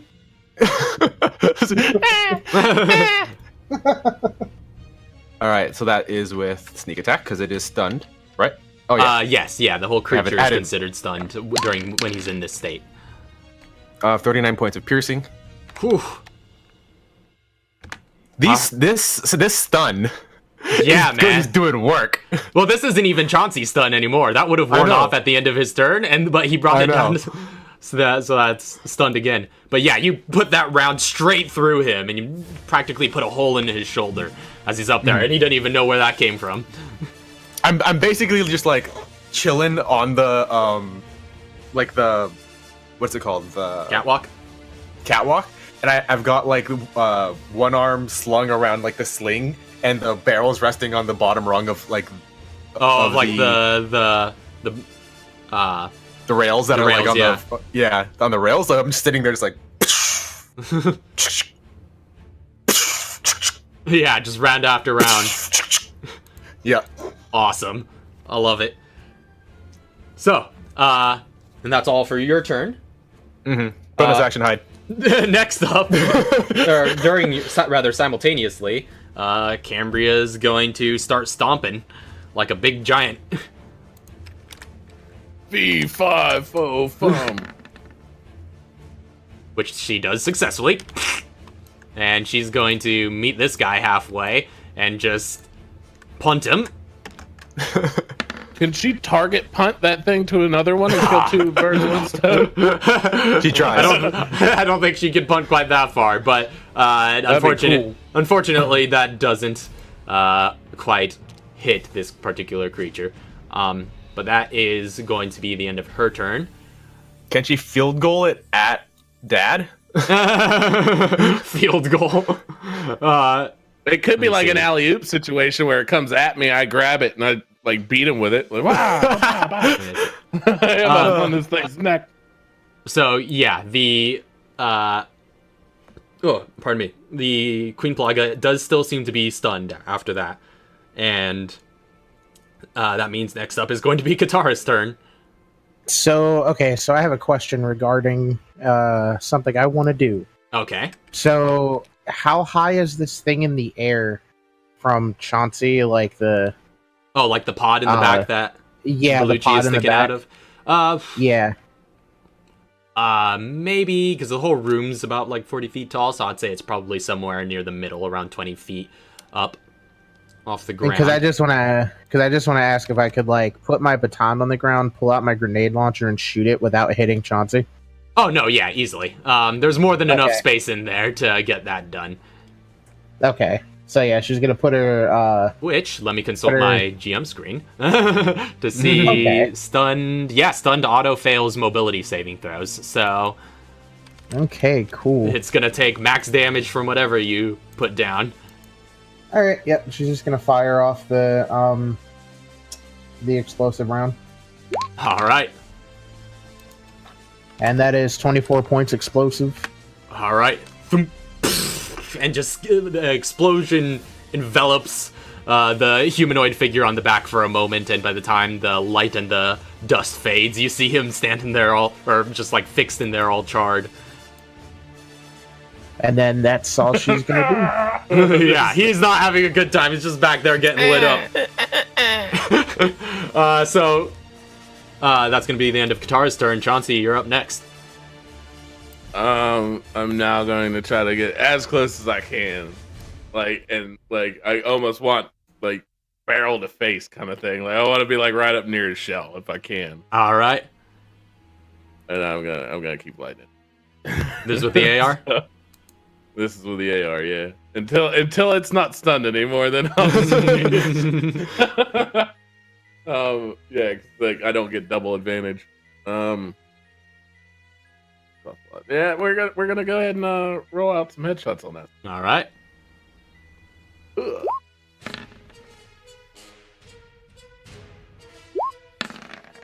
Oh, Unfortunately, it's a never lost. unfortunately, that doesn't hit. But as you're approaching, you're just like. But from the angle that you're at, as you're walking up the neck, it doesn't quite, or it runs into some of the armored resistance around its greater body. But you still have another attack. Yep, and I'm gonna go lay another attack on him. Same thing, headshot. Oh man. Come on, man! I'm not doing headshots with this crap anymore. Unfortunately, it doesn't quite hit. As you're Bumped my sights off of something. Yeah, your zero's off. It's not my eye, it's the sights. You have to aim with a different eye, and you're like, I don't get. That's not. It's a mechanical issue, not a Chauncey issue. that is true. That's all I got. And you were within 30 feet for the first couple of attacks, right? Trying to remember. Every Yeah. single one. Yeah. Every single one I measured out. Yeah, I didn't making take the sure. first. Well, the very, very first one before it started, I just blindly shot. Oh yeah, at it. that's right. But I'll allow it. That was a Okay. story beat. But yeah, so that is going to be the end of your turn. Yep.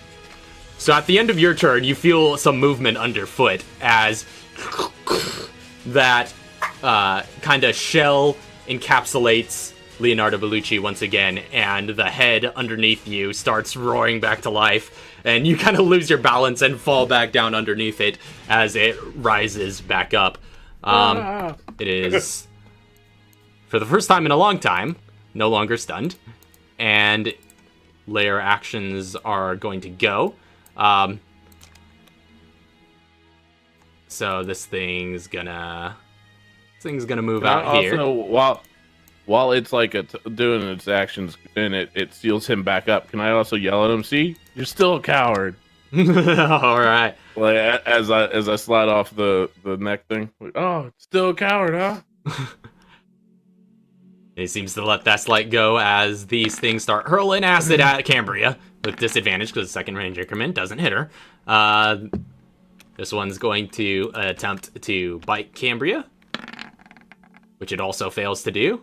The other one's going to attempt to bite at Katara, which is a 21. This just rolled surprisingly well. Does that hit? Nibble, nibble. Oh, yeah. I mean, Yeah. Yeah, that'll hit. Which you take. Again, actually, I'm just doing average damage for these guys. So 8 points of damage, piercing and necrotic. Okay. But yeah, 8 total. But the damage types are a mix of those two. And you are also grappled. Face cleaner. So, yeah, it's practically a face hugger over there. Just like, and it latches onto you, and you see it in front of you, Mr. G, just like jabbing into her with its little feet feelers. Yeah. Get felt. And yeah, these little, this fella's actually going to start dashing up, but this little fella's going to make another disadvantage attack at 3/4 cover, Mr. G. No. Yeah, I don't even need to roll the second one. But yeah. Is he burning a hole where I'm sitting? You fall through. Practically. I mean, like, it's sizzling, but it's quite thick metal. And the acid probably isn't the strongest. But in addition, 2 more of these things crawl out of the woodworks. And that is going to be the end of the lair action. Mr. G and Cambria are up next. While you're going, Right. I'm just going to roll for her punting Yeah. as she's cleaning up. I'm actually going to take a shot at the one that's on Katara. Gotcha. Splat. And I'm just going to regular, because it's one shot, Yeah. right? 25. What's the advantage for? It's near her. You don't get advantage for that, technically. Oh, right. It's You just, okay, you so just it's get 5 sneak plus attack. 9. You get sneak attack if you don't have Yeah. advantage if somebody is Right. near them. Right. I don't get advantage for near, but I still get sneak attack. Right, so 14 so it's then? Wait, so 14. it's 5 plus 9? Yeah, because I take Okay, the first gotcha. one. Yeah. So yeah, 14 still hits. So you just like shoot that thing right off of her, clean off. No Gotcha. damage done to her. Thank you. She's just like, eh. I'm like, stop moving. All right. It's kind of like that scene from the Peter Jackson King Kong, and at the bottom. Oh, of that yeah, pit. yeah, where it's like- Yeah. Stand still. So that's gonna be the end of your turn. Yep. All right. Actually, yeah, that's my turn. I think she still has 5 more feet, so she's gonna start. Yeah, she's just gonna move a bit closer to this area. But yeah, you. I want some more. Yeah, she's just down there, just like kicking things, just like, ah, you darn little critters! I'm gonna smash every one of you. So, that's the end of your guys' turn. Next up, the Queen Plaga is back in business, and it is. You see, like, this massive neck as you get, like, as you fall back onto the floor, just crane down, and this giant eyeball just looking right down at you. Oh, And you hear no. a voice in the back, just like, hello there, son. I don't like all what you're doing here. Let me restrain you for a bit.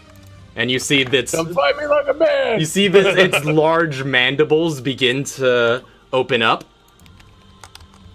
And it is going to make, instead of doing a multi-attack on its turn, it is going to make a single bite attack against you. Num num. Well, actually, I- if I recall correctly how this goes in 4, its mandibles don't actually open up, but its head splits open, and you see, like, these sets of teeth on, like, open up kind of, because they splits vertically, so it kind of opens side to side, and you see these large sets of teeth in the middle, and it is going to make that okay. bite attack. It's a 23 to hit. Yep. Gobble gobble gobble. Yeah, you take, first off, 24 points of piercing damage from the bite as it clings onto the side of you and takes a chunk out. and I need you to make a mobility saving throw. Chauncey's getting eaten again. Yeah, this ain't my first radio, Dad. Oh yeah, that's right. You think I haven't been inside something before? I think Chauncey's gotten eaten like twice, 3 times before. You said mobility save, right? Mm-hmm. Yeah, it was once by the one of the hunter. The hunter. things. Yeah, and the grave digger tried to eat him. Don't you have advantage on that from your situational awareness? Yeah. Just to see real quick what you get. It's 15. So you guys take the first roll. Yeah, you guys see just like whoosh, as this massive head just like slams into the ground, and when it comes back up, there's no Chauncey there anymore. I'm fighting within the beast. I am. Oh, so it already had a set DC. Yeah. So Okay. Yeah. He had a set DC to beat, and he did not beat it. So you have been swallowed.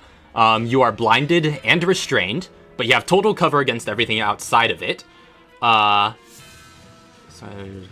Okay, yeah. So that's your condition. You just got swallowed up, and you're currently making your way down its long throat. And that is going to be the end of its turn. I'm Jax. Now, I can attack while it's restrained? You can attack grapple? with disadvantage. Yeah. Okay. But yeah, that's going to be the end of its turn. Katara's up next. Oof. Oh, okay. So out of the times that that Mr. G's been shooting, right? Mm-hmm. It hasn't realized where the shots are coming from. Well, that was more so just a flavor thing to explain the sneak attack damage. But it's generally, okay. Yeah. I mean, it is kind of generally more aggroed against Chauncey since he was doing the up close and personal thing. But now that's no longer a factor. So, Okay. Yeah, like since it wasn't moving, I had to time to sit down and take careful shots. But Okay. So now it's actually like a thing. All right. it can see me, I'm pretty sure. yeah, it can see you guys because it can pretty much see all over the room with its head being kind of all on a swivel, so to speak. Okay. It's got a long monopod. Okay, so what I'm going to do then, so I can pick up my baton as a free action, right? Yep. Okay, yeah, so she's just gonna pick it up and like, holster it or whatever, put it somewhere. The next thing I'm going to do, I'm looking at her health right now. I'm not gonna heal just yet. Since this thing is floating, or the head or whatever, she's just gonna go in with another shot with the grenade launcher. Okay. It's not stunned, so it doesn't auto fail anymore. All right. Oh, that's a natural 20. Wow. All right. I think that's about the only thing it could have rolled to succeed, so it'll take half damage from this. 10. Yeah, so it takes 10 points of explosive. That's you. Detonate this round against its large head. That is an impressive mobility score. Yeah, right? It doesn't have any movement, so... Yep, so that's what she's going to do. That's all she's going to do for now. Gotcha. Next up is going to be Chauncey. You are blinded and restrained. Well, I mean, fight the battle from within. Let's go. Can I headshot while inside the thing? Do I get advantage on that kind of stuff? You have disadvantage on all attack rolls because again with that restraint, you're getting pressed in from all sides by the walls of this thing's throat, so it's a little bit difficult to maneuver or do anything, and that's hence the disadvantage. So okay, because I just picture it, bullets no matter where they go, they're gonna hurt. Well, I'll say for the sake of the reason for the restraint, a missed attack with this will not expend any ammo because you're technically not. You're just so restrained that you can't even get to the trigger. Yeah. Yeah. So I'll say for the sake of this, if you miss with a firearm attack while you're restrained in this way, we'll say you don't expend any ammo. But okay. Because technically, But just it the is still shot's not going off, but it is still disadvantage. Yeah. Okay.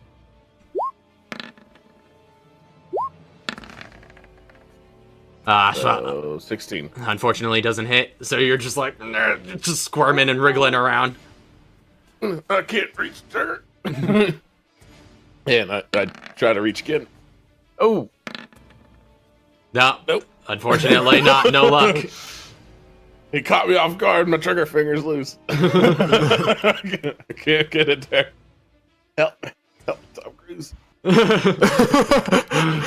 I think that's all you could. Winfrey. I think that's all you could do on your turn. Yeah, that's it. I can't unless I can move deeper down his throat or to a more vantage point. Nope, I'm done. No, yeah, restrain. You can't move. So, back to the top of the round.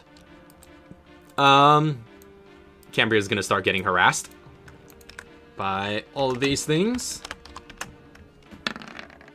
who have very little luck against her. The one that's kind of climbed to the top here, which we'll put him right there. We'll say he scuttles along onto the thing, but he's going to go ahead and make an attack against. Let me roll a quick dice to see who he attacks. He's gonna roll an attack against Katara. Cambria. Yeah, I almost say Cambria. Because Turns around and spits.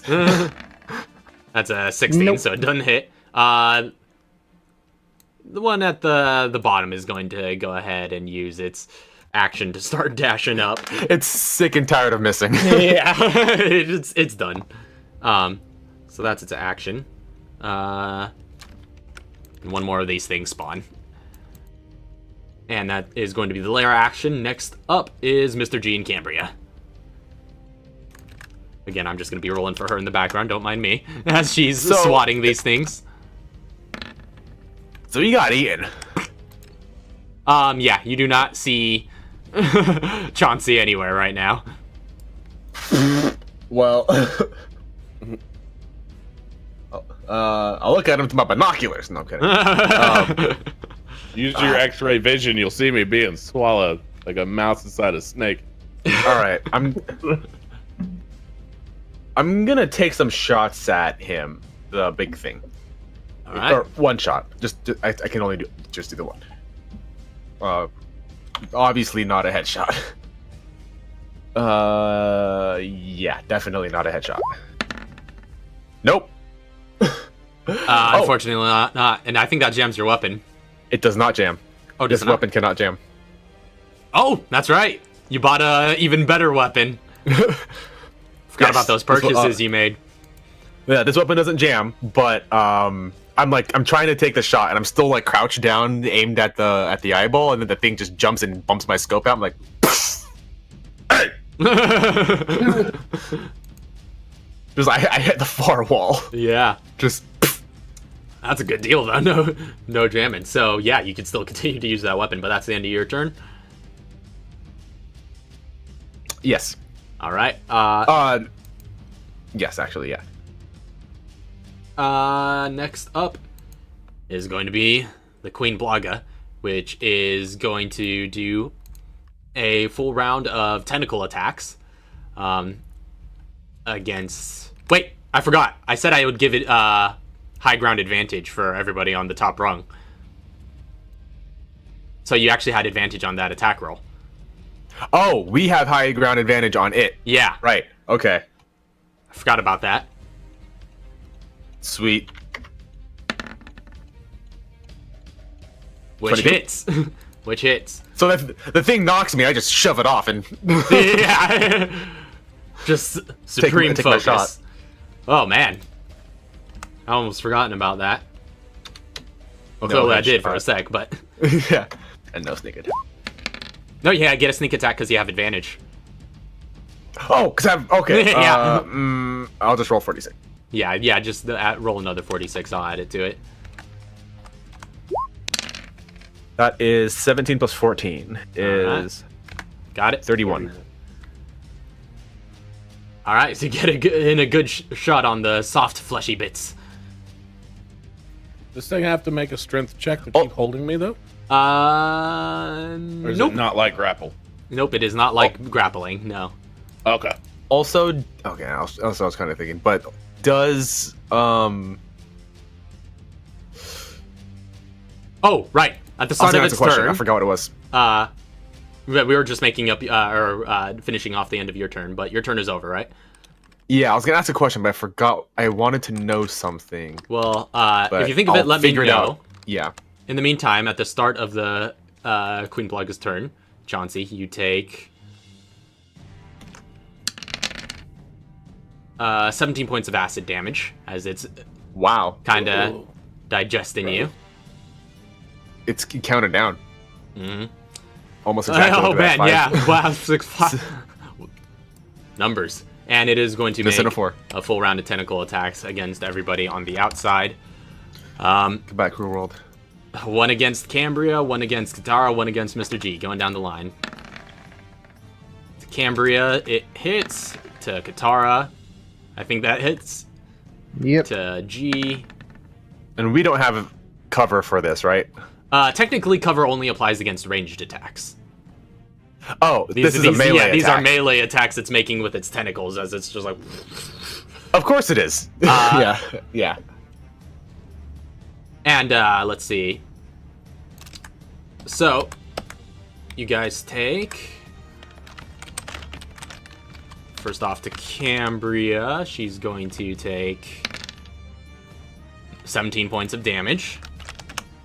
Which, oof, it's not looking so hot. As this tentacle comes down, just... And she just smacks her, and she stumbles to the ground for a second against Katara.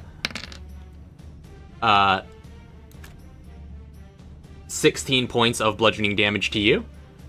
Mm-hmm. Please count down. And actually, against Mr. G, doesn't like you up in that crow's nest, so it's gonna... Don't grab me. It's gonna grapple you, and it's going to move you over here. But that is all it could do right now. You're suspended in the air by a tentacle. Am I 30 feet off the ground? Not anymore. Now you're 40 feet off the ground. Now that's lifting you up a bit higher. So it's okay. I think I'm good with falling. But that is going to be all that it does. Next up is going to be Katara's turn. Okay. I'm healing myself. All right. She pulls out this vial in her thing and then just drinks it. So you're downing raw virus for this heal? Basically. All right. What was that, T-virus? Yep. So yeah, you ingest some T-virus and rejuvenate yourself with the power within it. So that's 28 points to you. Yep. And I guess that's an action to use? Yeah, I'd say it's an action, because most heals are. Okay. Oof. No, yeah, it's a formula, and I think it is an action to ingest the formulas. Okay. Then let me remove that. More space now. Hey. Yeah, that's all she can do, I guess. All right, staying put. Don't the formulas have like certain amount of times you can use them? Well, this is a heal though. Mm-hmm. Yeah, this is different than the normal ones. It's a viral formula, but yeah, that is going to be Katara's turn. Chauncey's up next, inside the belly of the beast. Get the hell out of here! Get out of here! Birds! Oh, no, that first disadvantage in that. Yeah. So first attack jams the AR, or rather, no, it doesn't, because we're saying it's not expending shots. So yeah. Jam my thumb. Oh, yeah. Got a cramp. So trying again. Yeah, I can't do anything else. No. You want me to flex out? Get out of here. Unfortunately, the rolls just aren't there. So that is going How are you looking inside there? It's dark. I can't see. Are you about to go down? I mean, I wish I could tell you, but I'm stuck inside this thread thing. Yeah, I'm hurt. I am hurt, very hurt. All right. But I am All not. right. I mean, like 1 to 2, yeah. But the next one I could probably take. Mm-hmm. All right. So that's the end of Chauncey's turn. Back up to the top of the round. First off, all these little guys get to take their turns. 2 against Cambria is going to be a miss and a natural 20. And 2 against Katara up there is going to be a miss and a hit. Yep. So, again, taking average damage for these guys, that is going to be 8 points to, or rather 5 points to Cambria, but she is grappled by this thing. Oh, no, rather, yeah, with a crit. Let me just roll it out really quick, just to handle the crit. But she is not looking so well. No, yeah, she takes 23 points of damage. Which actually brings her down. Oh wait, no, she's immune to the necrotic, so subtract 11 from that. So 12. That brings her down to 1 hit point. So you see, that's all she needs. Yeah, you see that she's looking pretty rough. And I think 1 hit against Katara, so you take 8 points from that, and another one of these things spawn. But that is going to be the end of the lair action. Mr. G and Cambria. You're currently grappled, Mr. G, so... So, I can't move. Mm-hmm. Don't really want to, but I can break the grapple? You could attempt to break the grapple, yes. How big is this tentacle? As an action. Pretty large. It is, like, wrapping around your torso and is about your torso in width.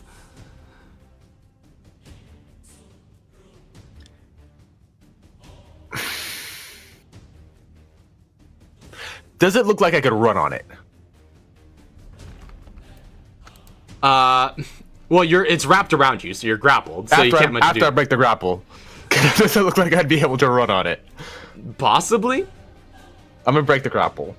Bear in mind that grapple doesn't impose any penalties to attacks or anything. That's true. If I wanted to pull Chauncey out, I'd have that's like a strength thing, right? To like, pull him out of something's mouth. Well, to pull him out, you're gonna need something a little bit more than strength. He's all the way in his No, throat? yeah, he's completely not visible from. He's not being chewed. Yeah, he's not being chewed. Okay.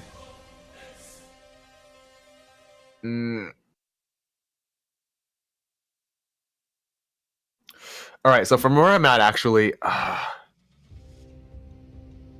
are you doing? there's too many targets. I'll take a shot at the big one, the big guy. All right. He's grabbing me. I don't have advantage for any reason, or You still technically have the high ground. yeah, but I'm being grabbed by him. It's true. It's true. No. So, yeah, I would say Okay. you don't. do I get sneak attack from Chauncey being inside of him? Well, he is putting up a struggle. I'll say 21 sure to if it hits. hit. Oh, that hits. All right, 21 to hit. It is Sneak attack for Chauncey being inside. It is technically threatening him, so to speak. Threatening him from inside. From the inside. The inside's a lot closer than 5 feet. It's true. So she's trying to digest something over here. I got a. It's fighting him on it too. Got a perfect line of attack to the eyeball. 30 piercing to the face. All right. As its head just like gets Don't drop knocked me. aside. And it does have to make a strength save to see if it maintains the grapple. Against 15. which it succeeds. I don't know if I wanted to drop or if I want to be here. They're just floating up. They're just like, do I want to be here? When their little feet hanging out. I was like, just like swinging around. It's like, oh, I don't know what's better. All right. Bonus action, disengage, and that's my turn. All right. Just throw the disengage out there for good measure. Just. And I'm being grabbed, but like, I don't know if a disengage helps. yeah, while Cambria's fighting back the hordes of evil here, she's like holding this thing off that's grappling her. She's going to pull out of one of her pockets this first aid spray and spray it on herself as she's going. So she recovers 40 points. So she's good now. But that's going to be the end of her turn. Next up, the queen is going to fling you down at the warehouse floor below you, Mr. G. So you... Oh, okay, so that's not just a fall. You take 16 points of bludgeoning damage upon landing. Okay. And ow. It is going to make another 2 tentacle attacks still left. What? Am I standing? No, you are prone. That's what I Because thought. yeah, you took fall damage. Splat. First off, to Chauncey, 19 points of acid. And there's no way I could roll out of that because that's an attack on me, right? That's not just a regular. It's technically fall. not. It's technically not an attack. So well, like to roll out of it, I can roll. Like, can I try to roll out in of the same fall, way of rolling out of? Yeah, I would say. No, yeah, since you it's can't roll throwing out me, of. I can't out of try. that. Yeah, since you're getting flung. But yeah, so that is going to make 2 more tentacle attacks, one against Katara and Cambria. So this is Cambria first, which hits big time against Katara. 21. Yep. Which also hits. So you take, or first Cambria takes 12 points of bludgeoning, and to Katara 13 points of bludgeoning damage. And that is going to be the end of its turn. Katara, you're up next. Lobbing a grenade. Alright, so this thing's just like grappled onto you and you just pull your grenade launcher out to the side and boom. 20. Alright. It is going to make a mobility saving throw.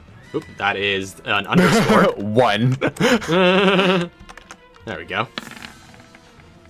Nope, that's a -3. Is that basically a critical fail?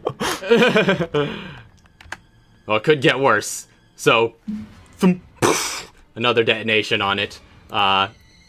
Starting to look quite rattled. And that's the... Okay. Is that the end of Katara's turn? Next up would be Chauncey. I was gonna have her. Yeah. or actually, No, you can't move actually because you're technically grappled. Yeah, that's right. Yep. Yeah. So Chauncey, you're up next. Still using the same weapon? Yep. Nothing else I can think of. Well, bear in mind you do have weapons with much higher bonuses than that one. Yeah, I'm restrained. I figured I couldn't get them out of my inventory. I don't think... There's nothing about restrained about not being able to... You're not incapacitated. But I mean, like, it's not that much of a bonus. It's only a +2. It could be the difference. +2 is a lot. When Does it also have to- advantage? I also only have... Oh yeah, that's true. 2 You also bullets do for it, have too. have a weapon that could negate the disadvantage.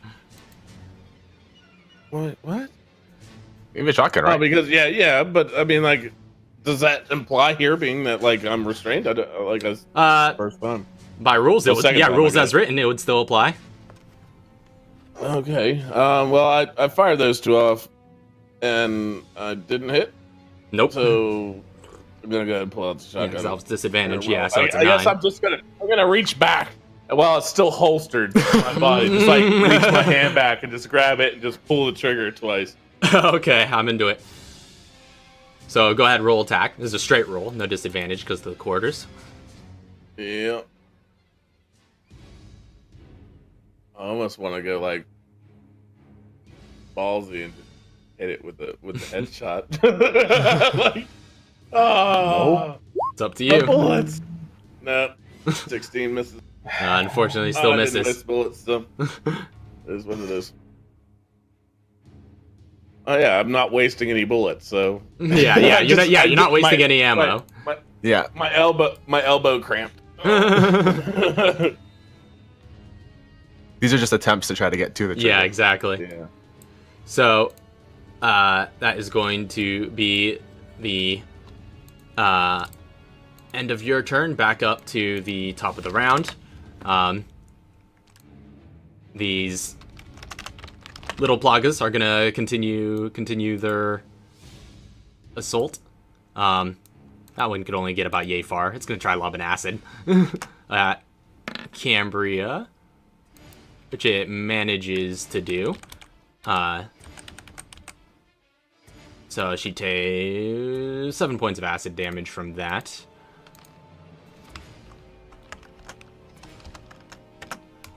And these other two are gonna throw down some more bite attacks, which miss and hit, from which she takes 5.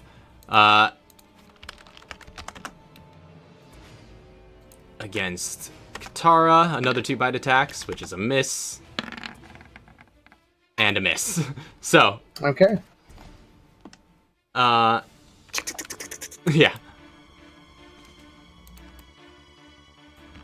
And 2 more spawn up here. That is going to be the end of the layer actions. Next up, Mr. G and Cambria.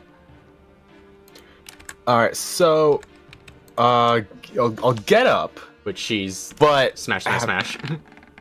I don't think I can actually go anywhere because I have 15 feet of movement. No, yeah, you would not have a lot of movement left. So I'm up, but I'm like on my knee. Mm-hmm. Actually, just realized that thing was in close proximity to Cambria, so it couldn't actually have made that attack without disadvantage, the acid one. So I'll say it was a bite, which she would take less damage from. Okay. Instead of re-rolling it. I'm just gonna continue shooting this thing in the eye if I can. All right. Cambria sees you back there, just like after having splatted against the round. She's just like, "Hey, you doing all right there?"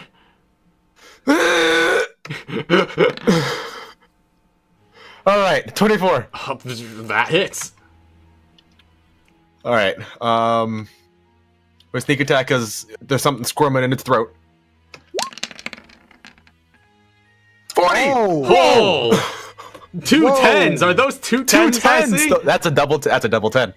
Snap, son. All right, so another one through the eye, and it just like reels back again.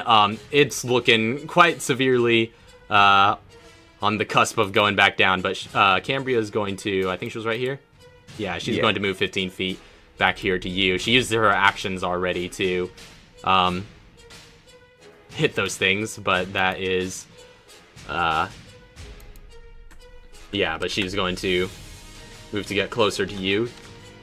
But right, one of those things gets to take an opportunity attack against her. Oh, come on. No, which actually hits, so she's sticking by there. All right, I'm gonna bonus action dash. All right. Move 15 feet. I see her trying to get to me. I'm just like, all right, hold on. I'm coming. All right. That's all I can do. Next up is going to be the Queen's turn. And let's see.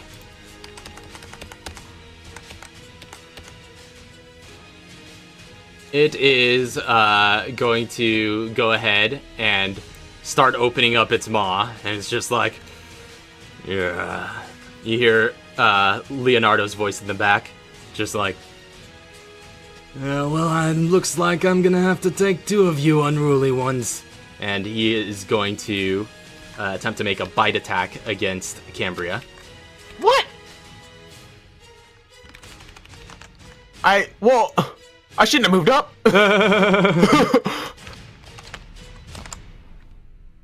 So its mouth is still considered the same kind of tentacle reach? Or yes. Does it look like it can? Yeah, its neck could stretch quite a bit. Okay. All right. Then didn't really matter if I moved or not. Which 20 hits. She takes.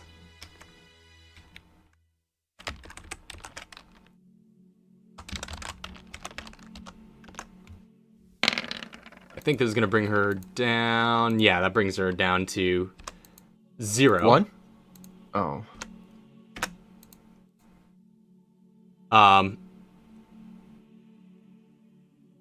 Which it is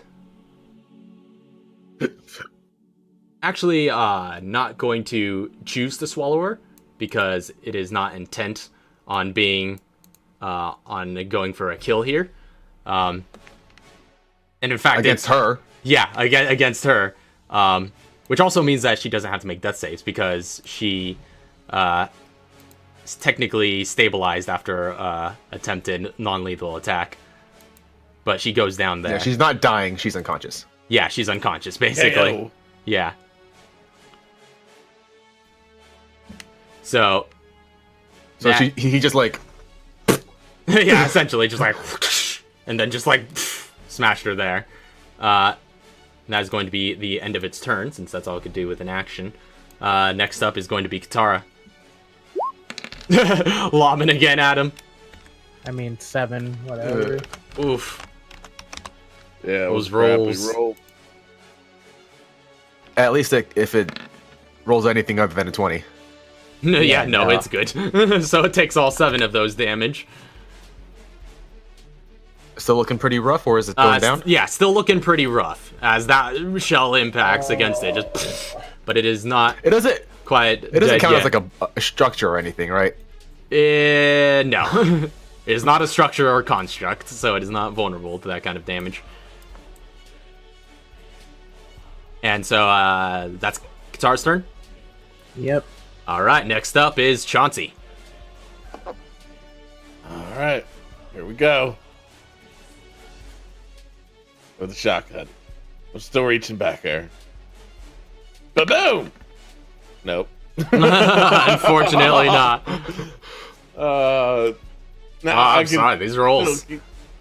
I can still keep going then, right? Yeah, you can still make another It's attack. You haven't marked in it expended any rounds, yeah. Oh, ba-boom! Probably not. But is that, wait, +4? Wait, +4? What's the +4 Yeah, I'm for? using headshot. I'm gonna do damage. I'm gonna do damage. No, yeah, that I'm doesn't already hit. dead. Nothing. We just need to hit it. Yeah. So, Shoot it! I'm is that the end of your turn? I'm at a disadvantage. Yeah. Next up is going to bring us back to the top of the round. This thing is going to move here. These guys are going to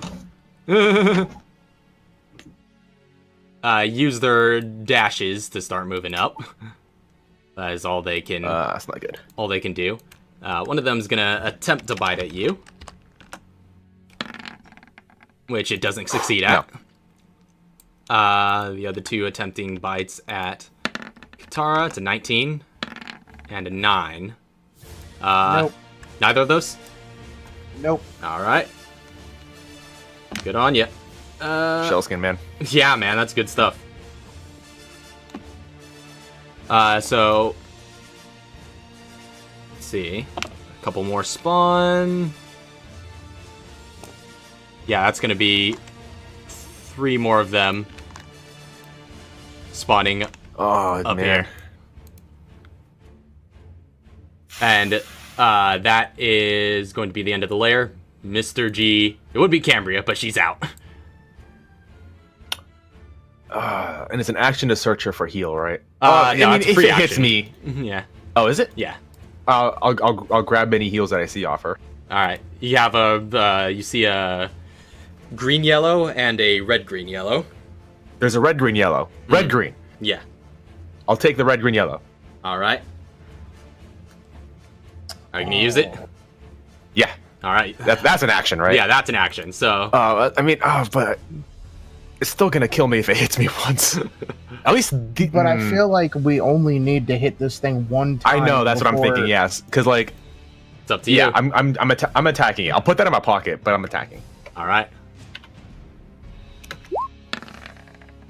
Oh, it's a 12. Unfortunately, doesn't hit.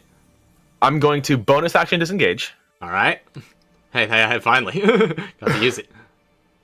And I'm gonna move 15 feet backwards. Right, because you're endangered.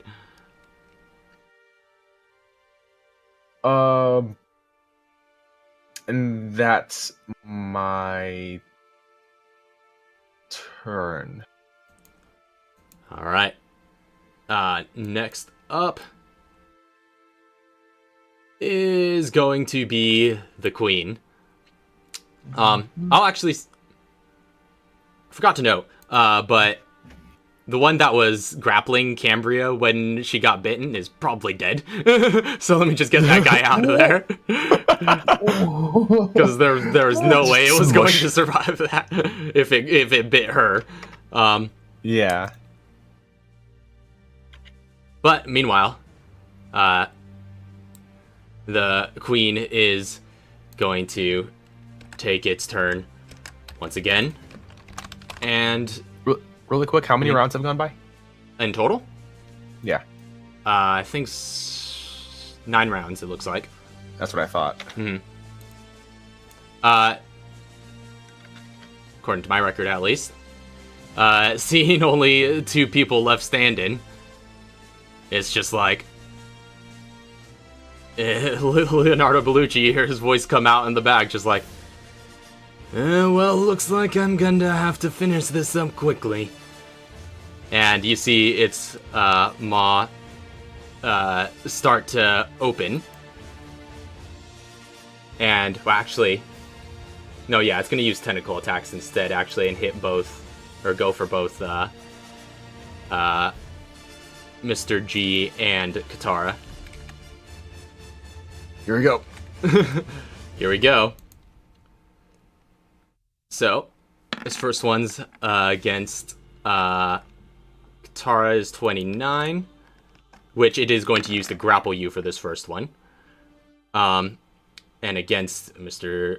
G is 22. And I'll say it uses its last attack.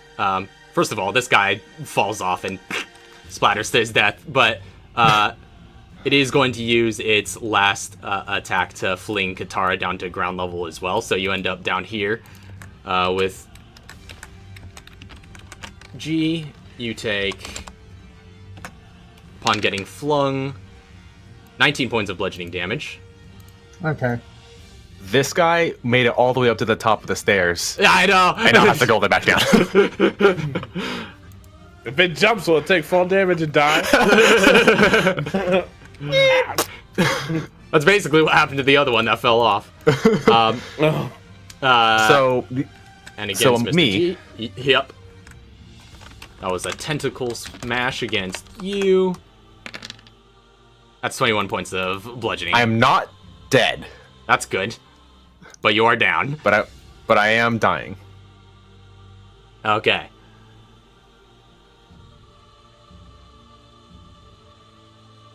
Alright. I was legitimately concerned that I might have been dead. If it crit you, maybe, but Yeah. Well, let's see, because it could have done 3 more. Oh, yeah. yeah, it wouldn't have. But yeah, next up is going to be Katara's turn. Firing again. 17. It is going to make it save.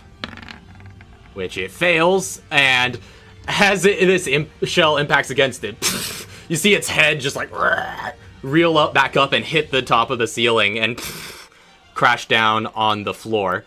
It is once again stunned. Does it regurgitate?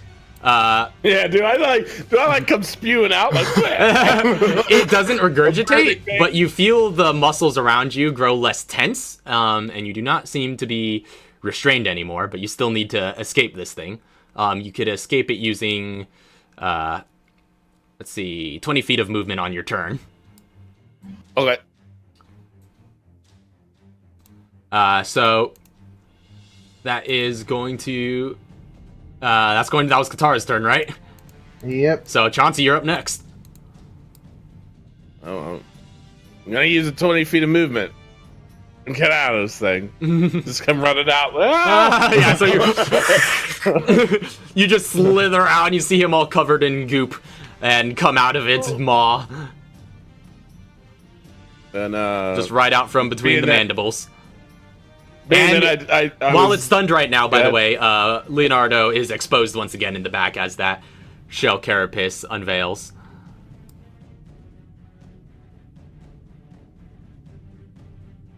How far away from him? Well, no. Well, so you land. Okay, so yeah, you're out now. Being that. So you're like being that. right here. Yeah, being that I'm out. And I was like just trying to shoot my shotgun from its holstered position. I still have the AR drawn at the ready. Okay. So I'm gonna go ahead and start popping shots. I'm like, oh, I'm back. Light this thing up. Regular shots. 22. 22 hits. Oh yeah, wait, no, I'm shooting at his dad. The dad, I wanted to add a headshot. Oh, okay. I will allow it because you didn't know, that it was that was the target. I will say I would minus 5 off of that. I would allow that. So that's a 17, but yeah, it hits either way. 17. Okay. And do you want me to just go ahead and roll the next shot too? Sure. And then roll the damages out. All right, same thing. I'm gonna do the headshot on. All right. That is an actual point. Is he dead? Welcome back. Tonight. I know, right? It's always worth it to do headshots most of the time. Yeah. I mean, bear in mind the headshot doesn't crit. Bear in mind the headshot doesn't still, crit, but the headshot doesn't. That's going to be like 50 damage. It's still going to be a lot of damage, but yeah. Well, wait. Yeah, but yeah. I still crit with a headshot added to it. Yeah. Crit. Yeah. I was Plus like, wait, I headshot both of those and critted one. That's the regular roll. All right. Well, that's the crit, because that's 48. That was the crit. Yeah, that was the crit. Yeah. All right. This was the head. So we have 55, 54. 54? Yeah. Yeah, 54 points of Chauncey damage. So you start lighting him up. Dad damage. Yeah. You start lighting him up and shooting pieces of flesh off of him up there while he's all exposed. And is that going to be the end of your turn? Yeah. No, it's not. It's not. I have people to save. I have 20 feet to get to here, so... Well, technically... Oh, no, yeah, you don't get your movement penalty. I forgot. Tireless. Yeah. Yep. I'm coming. Pushing through it. All right. I can't get too far away, though. So... that's Chauncey's turn, right? Huh? Yeah, I don't... Unless I can grab something from our inventory. Yeah, you don't have anything else you can do unless you got any bonus actions I don't know of. Nope. So back up. Make some up. Back up to the top of the round. These things are going to continue their assault. One of them is going to go over here towards Katara. This one's going to go towards Chauncey. These things are going to... Yeah, they're going to dash to get there, but so they can't do anything. So only 2 of them get to make attacks here. One against Chauncey, one against Katara. First one against Chauncey is a 9. No, sir. And that also doesn't hit against Katara. Nope. So that is going to be the end of the lair action. And while it's incapacitated here, it's not spawning anymore. But next up is going to be Mr. G. I need you to make a death saving throw. Yep. That's 1 fail. That is a fail. And next up would be Katara, because the Queen doesn't get to take any actions. You see Leonardo up there all exposed, and he looks riddled. He's not in too good a condition right now. He's looking pretty rough. I don't know what to do, because like I wanna shoot the grenade launcher at him, but you know what? No, I'm gonna go through. This is what I'm gonna do. I'm gonna rifle through dude's Mr. G stuff and heal him. Okay. All right. Although, So bear in mind, it does auto fail saving throws while it's stunned, or the strength and mobility saving throws. But okay, when we're if that affects your decision, I'm just making sure you know about that. It's up to you. I know, because like I don't want to. Yeah. Because like because out of character thing, I feel like Chauncey should be the one to put his dad down. Fair point. But the only issue I have is if he misses, we're screwed. Yeah. Yeah, we're in that ballpark. It's end of your turn that it gets stunned? That's what happened last time. And I don't you're at the wanna bottom of the round, right? Yeah, he's at the bottom. Oh, no, he's coming up next. Right, yeah. Yeah, he's coming up next, but it's like if he misses, then we're screwed. You know what? I'm sorry. I'm sorry. I want to kill this thing. Considering where we're at right now, like as a player thing, considering where we are right now, it would be really bad for me not to take this. Just What in if you case. eat the herbs? What if you save yourself and get more health? Then wouldn't you be able to survive another hit, just in case? No. No, where I'm at right now, Drink another T-virus. You're good. I wish. So, launching that round, which it auto-fails against. You've got some spunky friends, kids. Yeah, he looks super rough. He ain't dead. He ain't dead. Dead, all right. He's still got some spunk left in him. You got All right. You got this, Chauncey. Got two tries. You got this. So, Get it. that's the end of Katara's turn. Next up is Tell me the Chauncey. story. Tell me the story when you wake me up. Yeah. Didn't know went this direction then. I have a harder time seeing it from this distance. Like, is it like, am I taking the shot as that creature? Or is he Technically, stood up against, like, the wall? Technically, your target would be like way back here, but this is all considered one creature, so it's like Yeah, the also, distance like- to this thing. You Yeah. have to consider that this is like it front on. Vertically, it's like middle would be here and moving around. Yeah, something to that nature. Yeah. Either way, I'm moving in. We go. We get out of here. Keep doing the damn everything. So I'm gonna move in. Are you gonna? You might provoke opportunity attacks here. Oh, never mind. Yeah. Yeah, there's 3 of them on you. Headshots. All right. I think. No. You have advantage. Yeah. But like, I could still miss. But like, True. less likely to miss. if I add 5 extra to my thing. A lot less likely. Yeah. 25% less likely. 17. Hits. And do I have to roll the second one? Do it just in case. Oh! Also Okay, hits. 19, so. All right, here we go. So I was gonna say if I killed him with the first one, I wanted to shoot one of these little buggers. Because I didn't get to fight any of these little buggers. You just want to kill. You Just can, kick it like, oh, you can clean it up when you're done with this. I'm gonna die after this. Oh man, that's weak. 12 All right. and 13. 25. What's a Chauncey damage? All right. How do you want to do this? All right.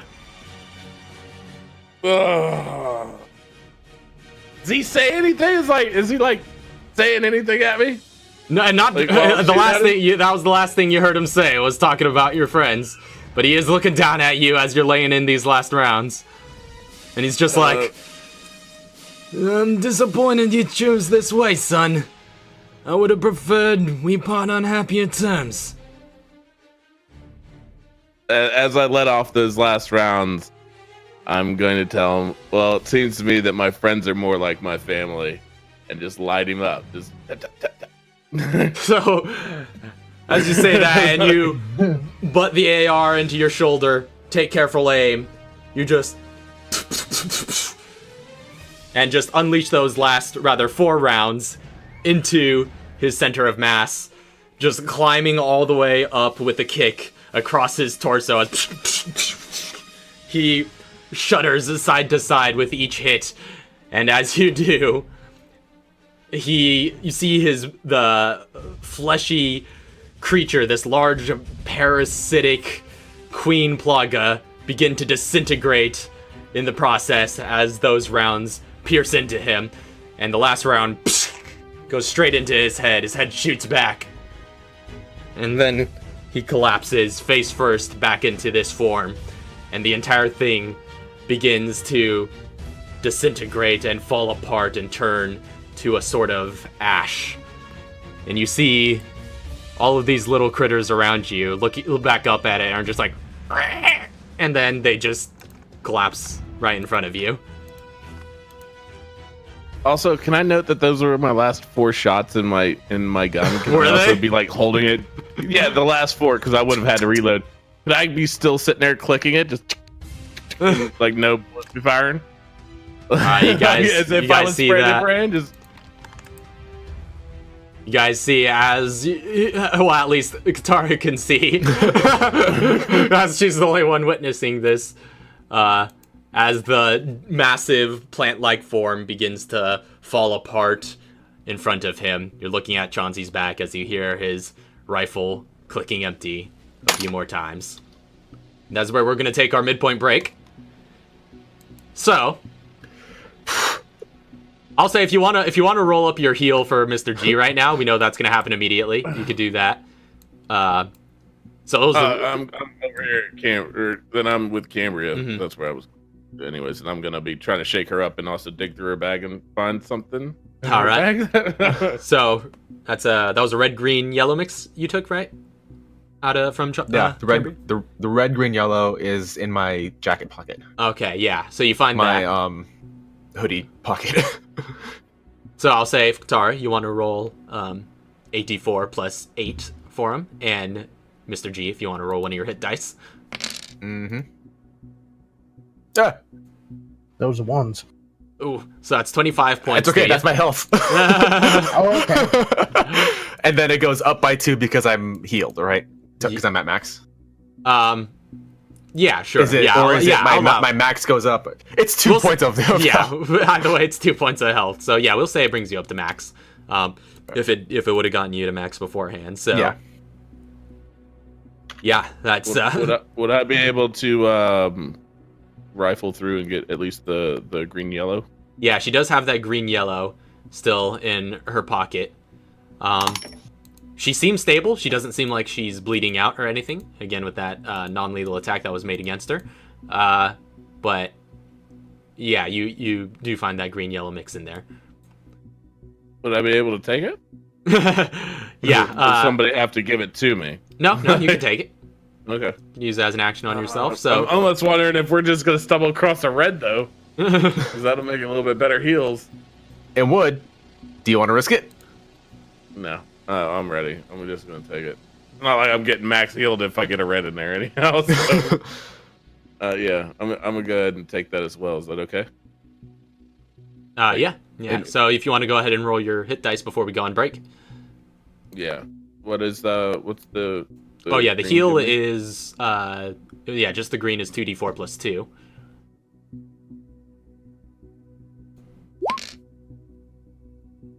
Ooh, So 5 hit points to you.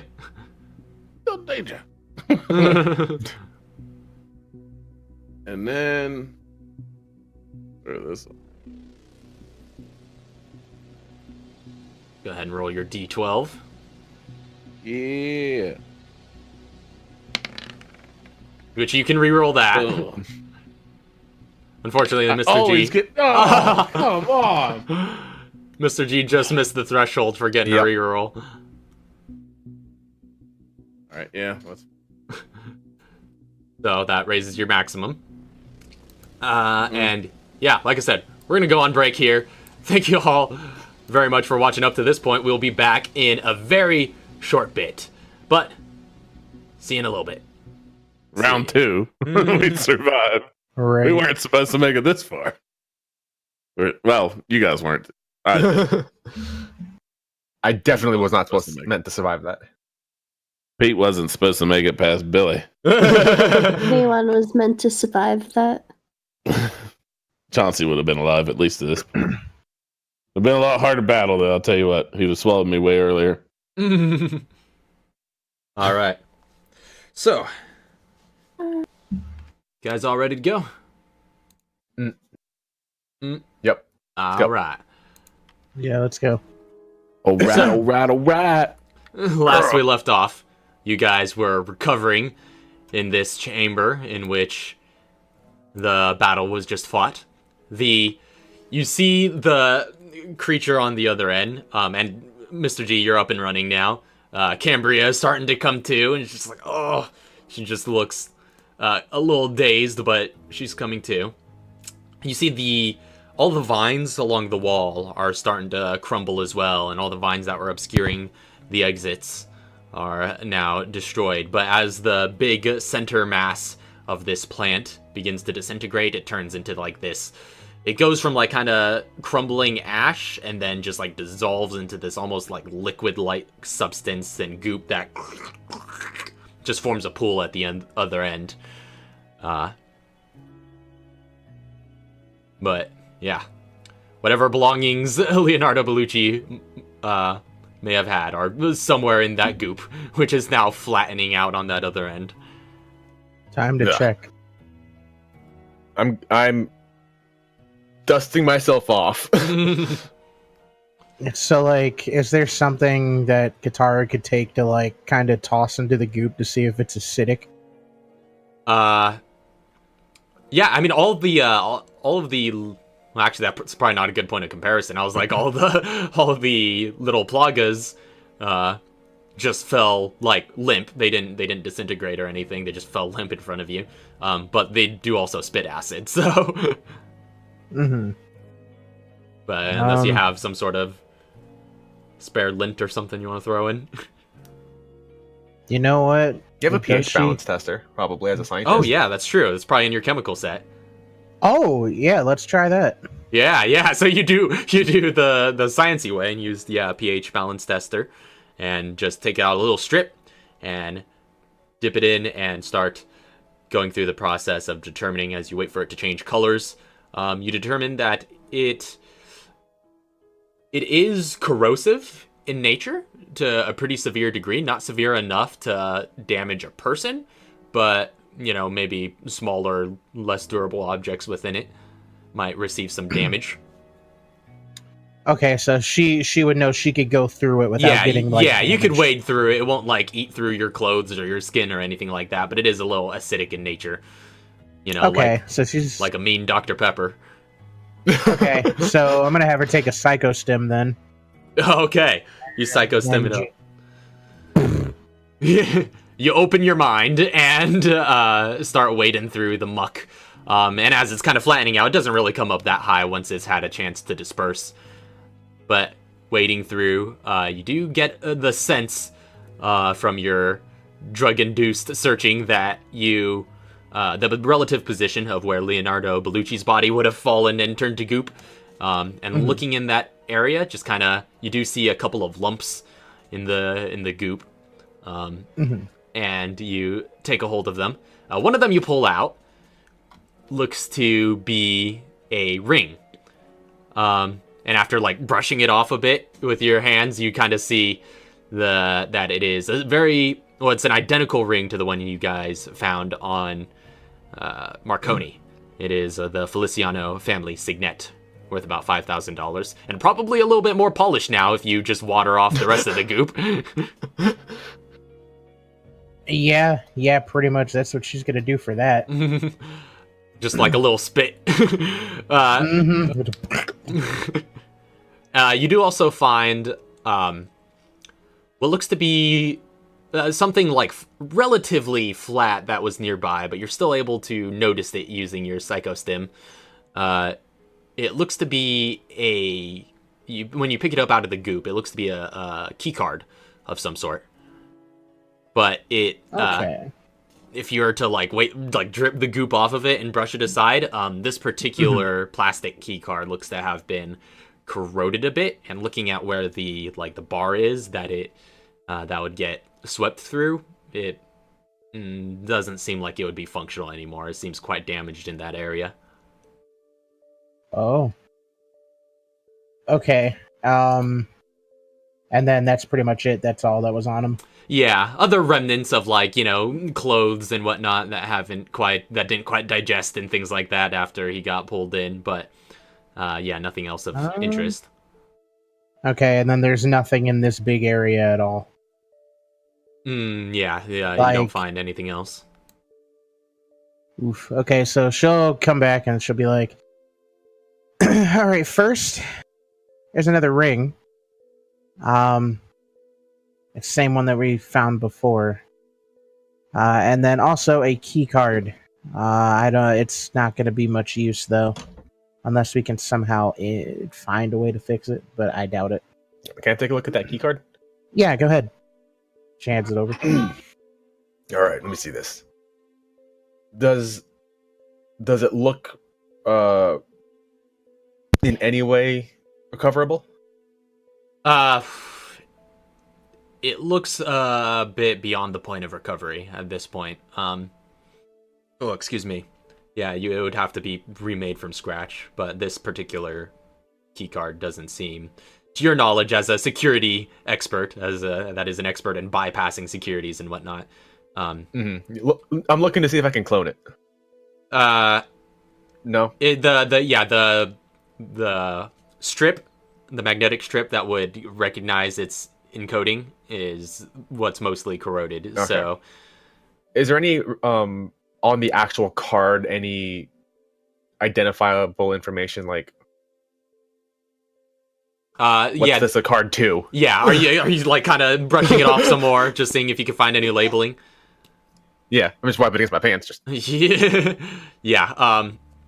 You do see there is like a little bit of like a kind of paper label printed over it, which has been mostly eaten through. So it's missing a couple of letters, like a couple of vowels here and there, but does seem to read laboratory skeleton key.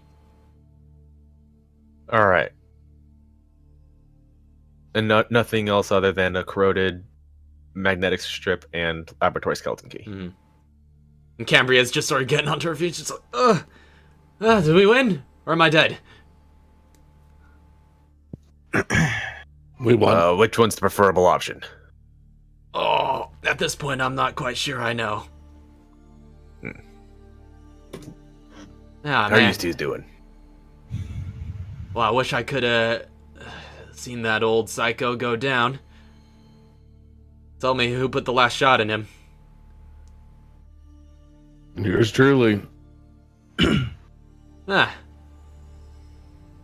Well, I hope he squealed.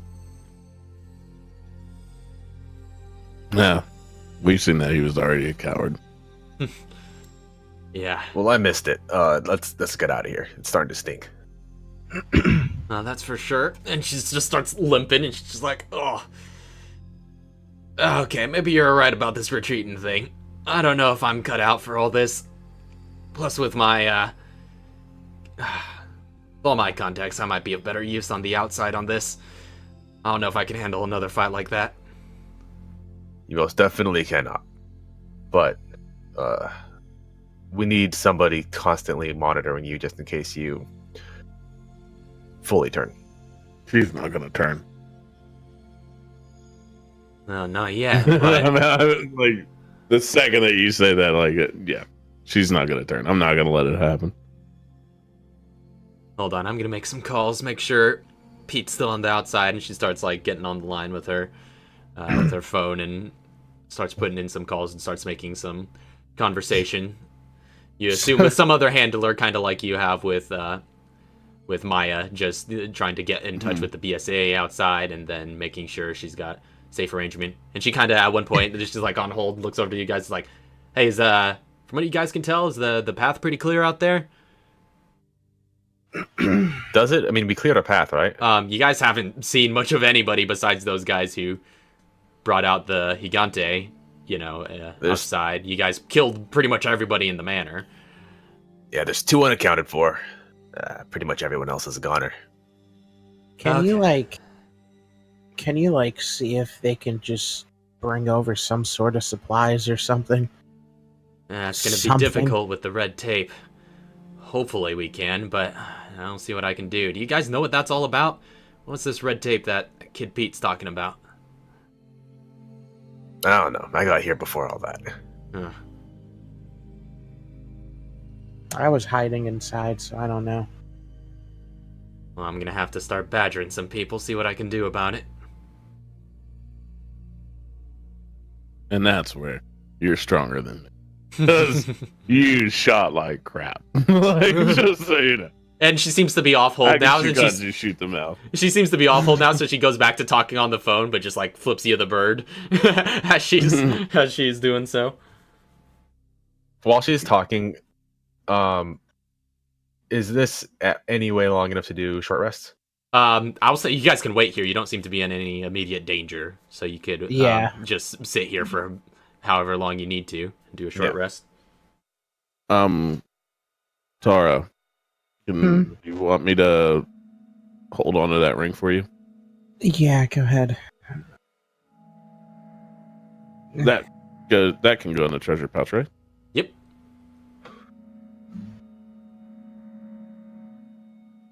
It says I have 4 hit dice left, and I'm trying to remember if I actually used those. You used quite a few last time. I think I was at 0. It might be 0. Yeah, but if you were, you did level up, so you gain 1 hit dice. Yeah, okay, that's... Oh... No, because I'm at 7. Was that $5,000, that ring? Yeah, Okay. The Feliciano family signet is worth $5,000. I don't think Chauncey knows about... No, yeah, Chauncey doesn't know about the merchant. No, Chauncey doesn't know about the merchant. But I just wanted to mark it in my inventory properly. I'm gonna reload while we're here. Just Alright, yeah. saying. So y'all get a short rest. Take an hour. She's just waiting on Cambria just to hear if she was just like, yo, they could bring supplies for healing, please. Also, I will be right back. I need to go get the door. Alright. Mm-hmm.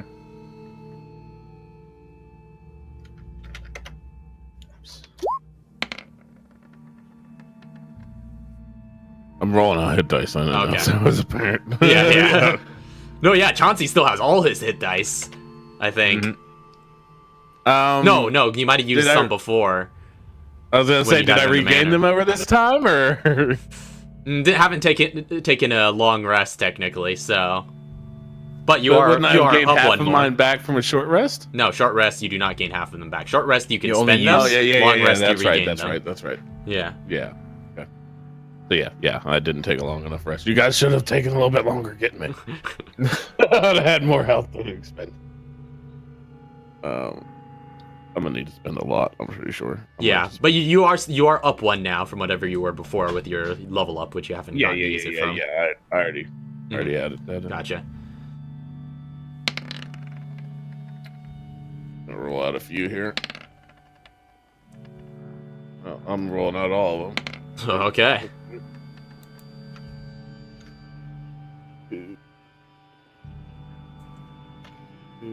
So as Cambria finishes her phone conversation, she kind of turns to the rest of you. She's just like, "Okay, well, looks like Pete was able to escort the civvy back to the front lines. Still looks like they're holding back on sending in the cavalry, but Better for me. I guess I'm imagining you're not supposed to be here. Nope. Well, And out, get you guys good. And I got 2 more targets. In either case, according to Pete, the coast is clear from here back to the little blockade outside, so I should be able to You make best it get that to way. stepping. Yeah, I'd best, but have another one of these. It's gonna take you twice as long.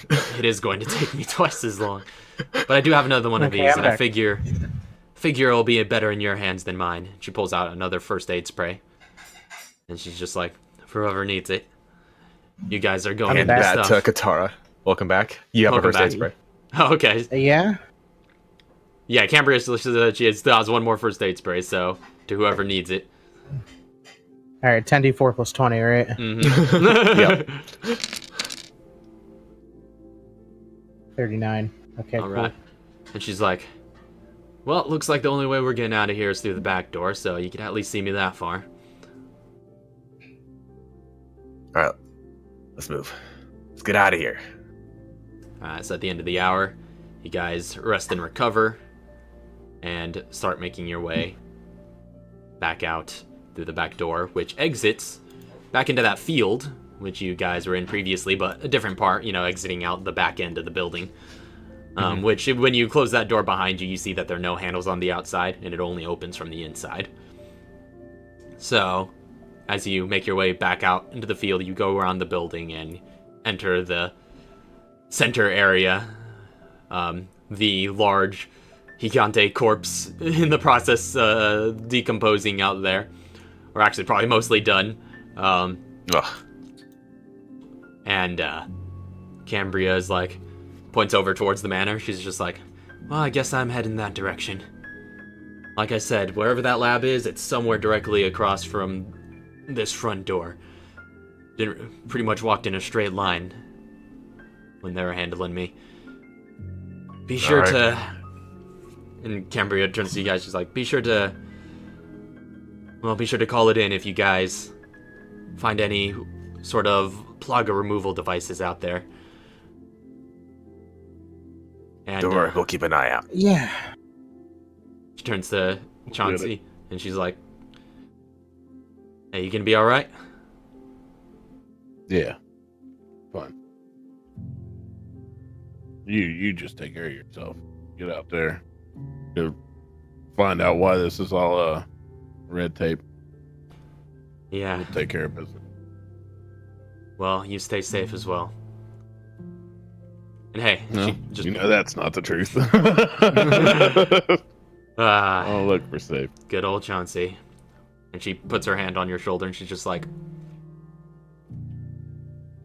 "I'm glad we have our family now." Guess I it took, kind of like pat her hand, like while she's talking, like, "Yep." guess it took a lot of searching to realize. I guess we have it better off. Yeah. I kind of look back, like towards that place, and be like, yeah, to think that dude said that he wished we had more. What's his name? Bellucci. Mhm. Bellucci blood. I'm happy with the Clancy blood. Yeah, I'm happy with it. I think I like the Clancy blood too. Alright. You guys stay as safe as you can, and watch out for that Don. He's got quite the strong arm. All right, we'll do. And she just kind of has her handgun drawn in retention against her chest and just starts making her way cautiously across the field and around the building, the manor building, and disappearing into the midnight moonlight, which it is pretty close to midnight at this point after that rest. And it's just like straight in the middle of the night, moon's high, and you guys are in the middle of this open field. So what are you guys doing? Pushing forward. So yeah, so as we're like pushing forward, I'm just gonna just retroactively look for things.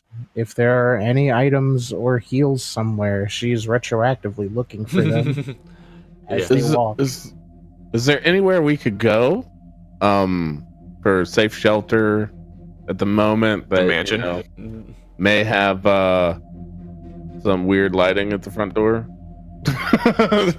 Just saying. Man, mansion's got some pretty weird lighting. The huge chandelier in the middle. I was talking about, you know, like lit by a flame. That'd be kind of cool. That's not what Chauncey's saying. That's me as a player saying that. Oh, well, we would have seen that coming. Wait, no. We have to go out the front door, right? We'd have to go. We'd have to go back. Wade into the forest. Yeah. How close was the? Because we were able to see his shop from. No, you can't see it from prison, the right? field. No. We've seen it from the path. Which direction was the path coming from?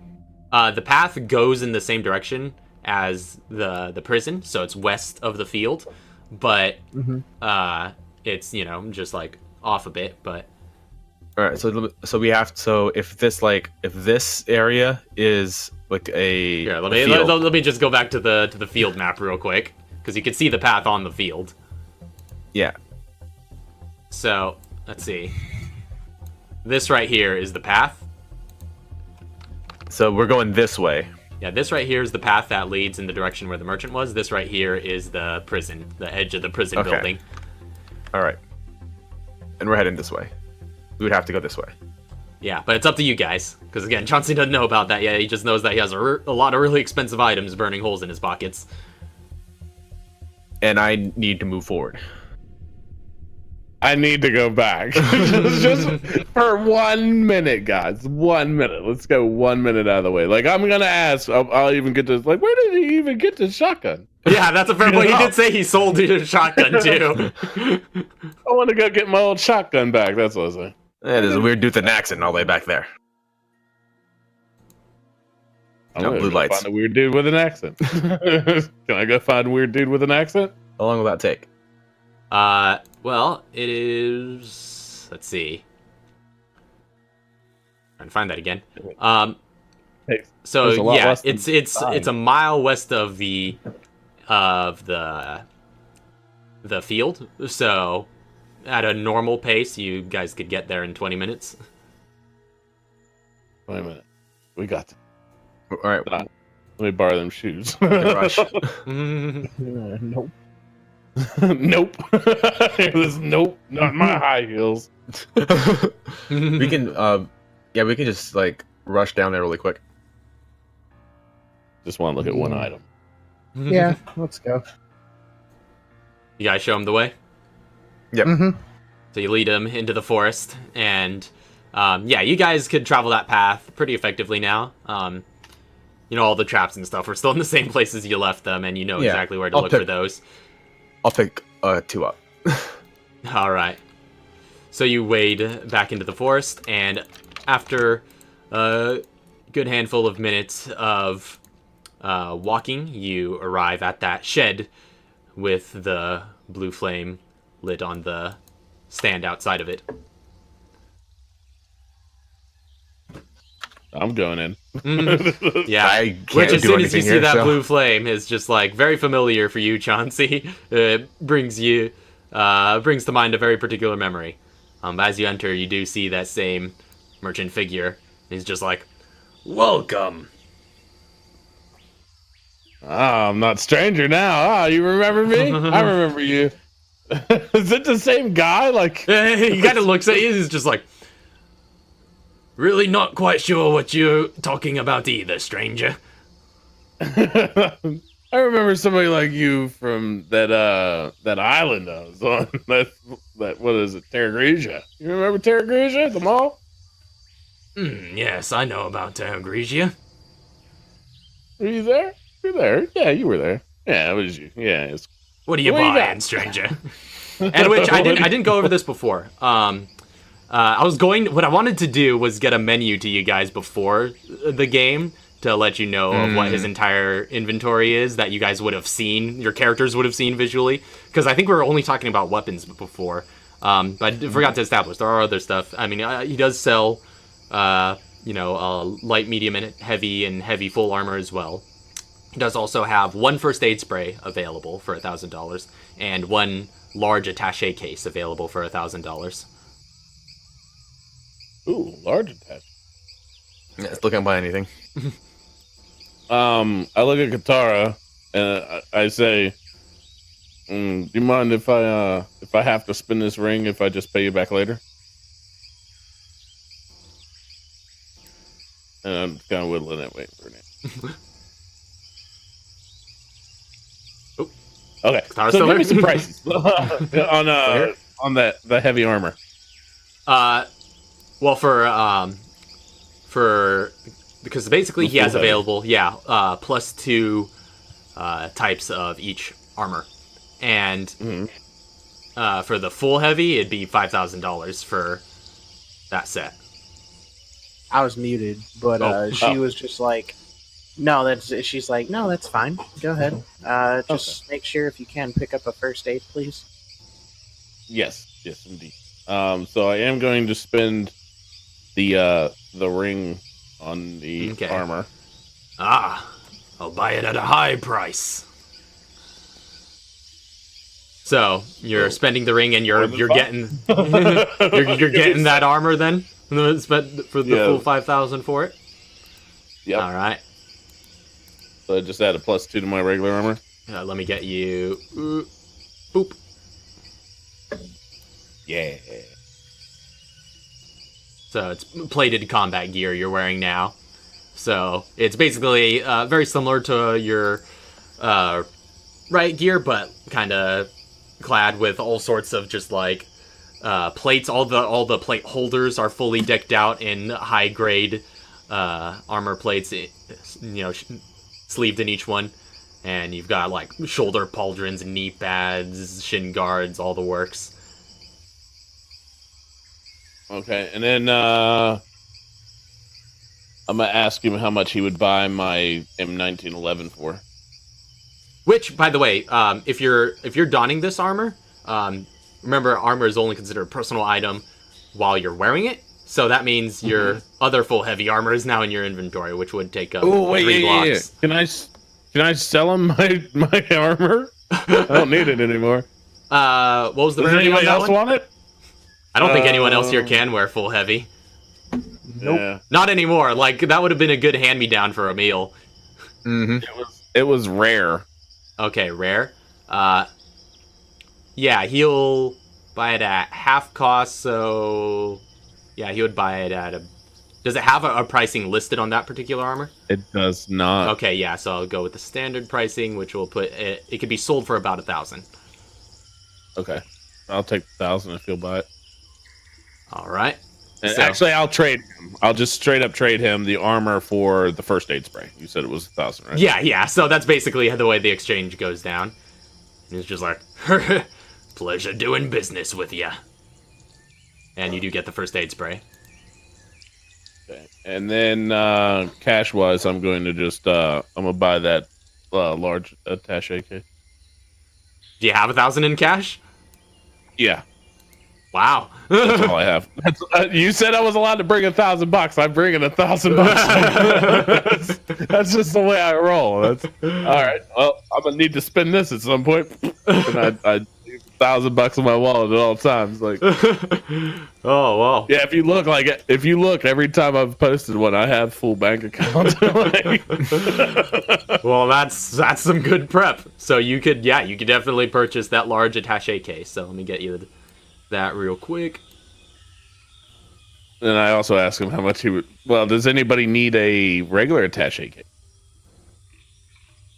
Yeah, how's everybody else here on attaché cases? I don't think I have one. Oh,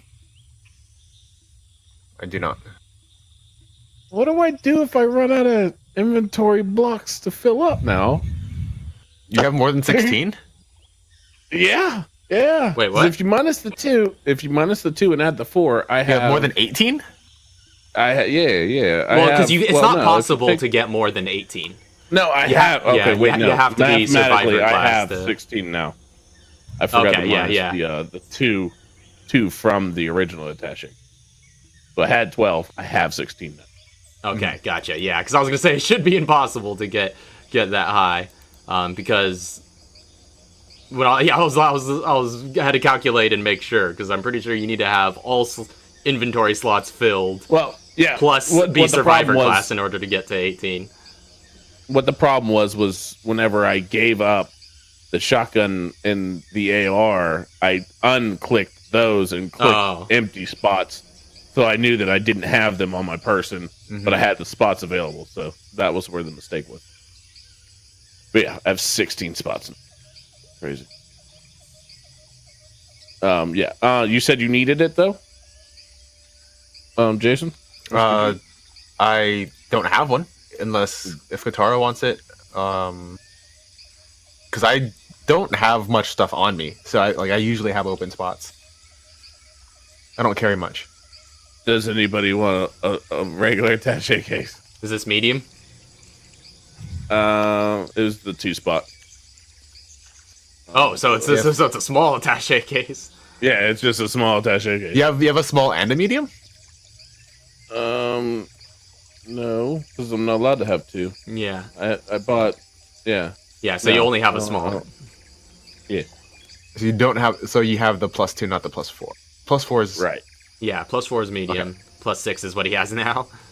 Yeah. Yeah. I'll take an attaché case. Okay. Never hurts because it's a personal item. Yep. Is there anything else? So he has like no ammo or any other kind of heals, or do you have like a stockade of first aids? That is just like, sorry, stranger. It's the last of my heals. I deal with don't. guns only, not ammo. What about material? He doesn't deal with material either, huh? Nope. Okay. All right. That's all. Thank you. Well, I'm just gonna see if he'll buy these gems at a high price. Which gems? Topaz, 3 of them. Okay, yeah, you could get $300 off of him if you trade those in. Okay, I'll do that. I'll put $300 in the bank. Does My he wallet. have a knife? He does. He does sell knives. How much is a knife? You could get pretty much. You could get a +2 version of any uncommon edged weapon for 500. What about a +1? But yeah, I'd probably put that at 250. What about a 0? Probably just 100 for that. How much did you say the rares were worth? 1,000. 500. Oh wait, no, for the knives? No, for selling, yeah, for selling, yeah. like the default prices go at a certain rate. How much was the +2 knife? +2 knife is about 500. Okay, and uncommon is Well, because not as these rare are as just rare, right? these are just the prices for like these set weapons, because like these are pretty, small weapons, so they don't go by the usual pricing scheme. But can I see a comparison of the +2 to what my karambit is? it would basically just be a +2 if you want to get a +2 combat knife.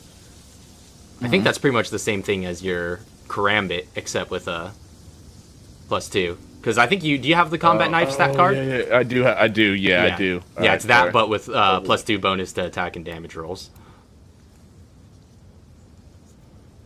I will trade him. No, I don't want to trade him.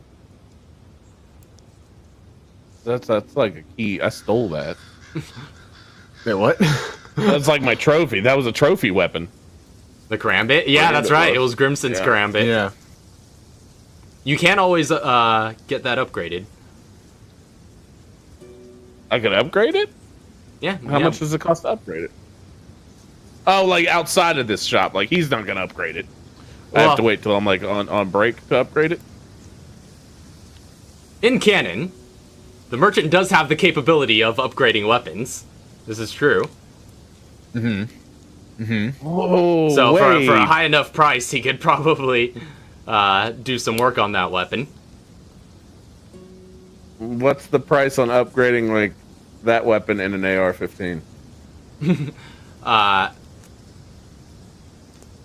So let me check something real quick, if I may.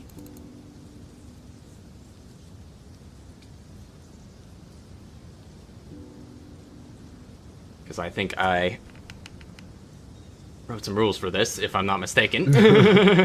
Just to make sure I'm doing this right. Let's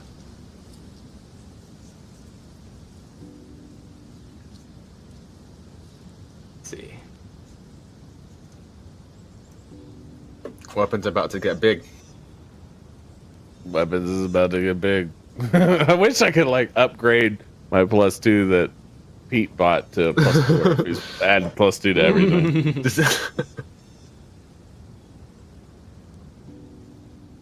Okay, for the full price of a weapon, you could upgrade it with a +1.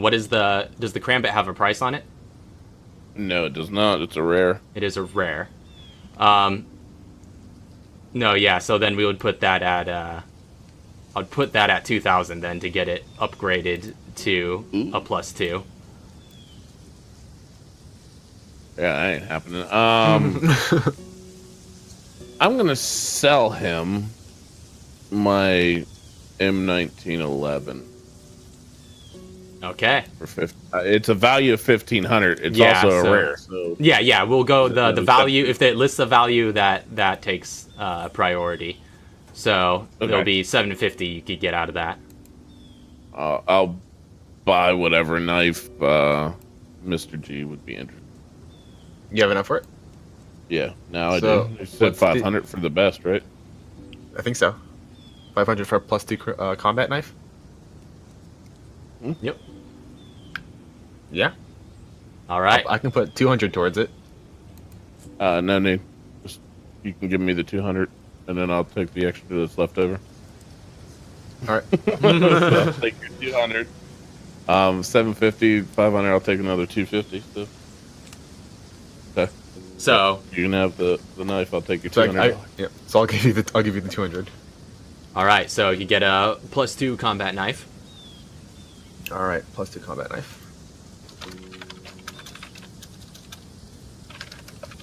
All right.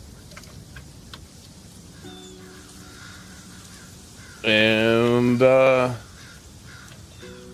M1911. All right. Oh, wow. Cleaning up my inventory here. Yeah. He doesn't sell ammo, so he's useless to me at this point. And he doesn't sell material, so I'm ready to get out of here. All right, As I let's walk get jogging back.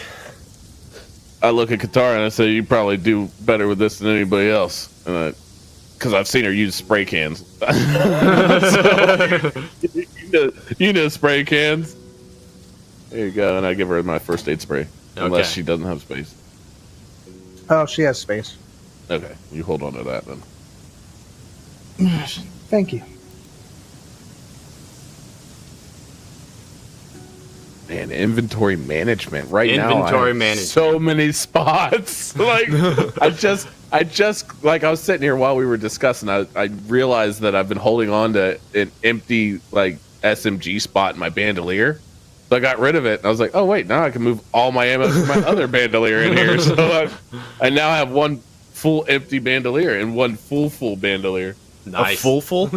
Pretty much. It doesn't have shotgun shells in it, but I mean, it's got a spot because, you know, shotgun shells. Yep. All right. So, you guys heading back to the field? Indeed. So as you start heading back in that direction, you travel I'm scouting ahead. quick mile back. Oh, right. You want to make a stealth check if you're doing it quietly, or are you just going ahead? Well, because, like, you said we can only... You can only stealth while moving, at a slow pace. That's true. So... Well, no, wait, no. If we're going at a normal pace, then that negates... That gives me I allow right? you to do it with, negating your advantage. Yeah, I can just do one at normal. All right. Stealthing ahead as much as I can at 14. All right. You stealth ahead fairly quietly, and begin making your way At normal forward. pace. Scouting ahead, you don't run into anything worth noticing. A few animals maybe scurry through the grass, but you quickly identify them before you get triggered. Mm-hmm. But you're easily able to guide the party safely back to the field. Yeah. And you could go wherever you choose from there. We're going straight to the labs.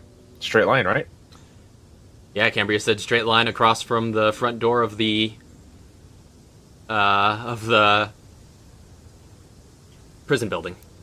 No turn, straight line, and I'm trying, and I've got... It's midnight, so I actually can't use my binoculars, right? It'd be dark, but and your dark vision doesn't quite Making extend sure we through don't the run lenses. into anything. Okay. Yeah, but I can at least run into anything before anyone else does. So you're still going ahead of the pack. So we can still contact each other through like Bluetooth stuff, Yeah. right? Yeah, we still have Bluetooth. So she gets on the thing and she's like, "Where are we headed?" Straight, Direction of the labs, I guess. I assume. All right. Remember, in the memo that we read, or that I read out to you guys, Don Feliciano will be in the lab's communication room, corresponding with our supreme leader. Mm-hmm. Remember, lockdown means keeping the lab entrance incognito, vents and all. That should be no problem. Like Just Gordon making Freeman. sure, because we're gonna be getting into another encounter, most likely. So, If at all possible, if we run into resistance, I'll be the one to take the first shots. all right. I'll do my best to stay hidden. Really? I'm sorry, I was muted. I choked on that. Like, really, you're gonna take the first shots. I'm gonna take the first shots. You're gonna be in the shadows. I'm the big tank. I take the first shots. Thank you very much. No, I take the first shot. You take every single one afterwards. I take the first return damage. You take the first shots. I'm sorry. I misunderstood you. You actually shoot at them. I get shot. I'm not gonna be. I'm not gonna be taking shots. Yeah, you take all the shots. I will shoot them first. Should we encounter anybody, I'm gonna kill them. Okay, let's see. Yeah. Well, One shot. You know what? You two do whatever you want to do. I'm gonna be sitting on the side. All right. So, Mr. G has you take a straight line across from that prison building, Very straightforward. trying to stay as turns. straight as possible, using your Mr. G is keen, very straight. your keen navigational mind. You find that a straight line takes you into the forest on the other side, and as wading through, dodging out of the way of various trees and foliage, and trying to recorrect yourself back to straight, you find that this straight path takes you pretty much directly to the front door of that cabin. Frickin' knew it. All right, we're burning it down. Let's go. I say over Bluetooth. We're burning it down. Freaking cabin. Oh, We're back here again. Ah. Captain Clancy, do you recognize this cabin? No. I ain't never been in no cabin that I know of. All right.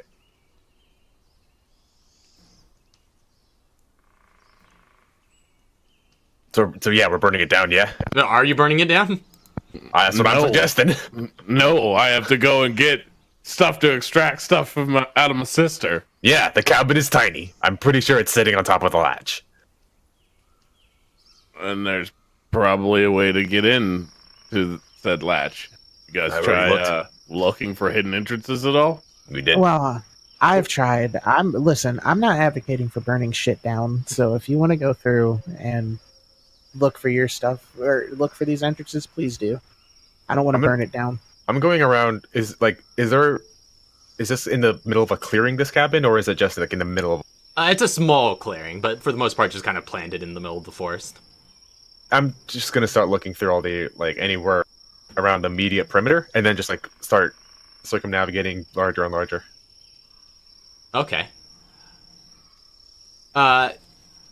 You do. I'll say make an investigation check. Meanwhile, I'm retroactively looking for green herbs. All right. Are you just kind of looking about the forest? Yeah, with her psycho stem, she's gonna do another one just for that. Okay. Yeah. If you pop another one, I'll At say the cabin, that's probably the best place to do it. I'll say with a psycho stem, you could easily find one other green herb just by foraging throughout the forest. Okay. She can see colors in the dark. You ain't been around here I long found enough. I've known this. Yeah, it's very strange. She pops a pill. She starts going off. She reminds me of a couple of my friends.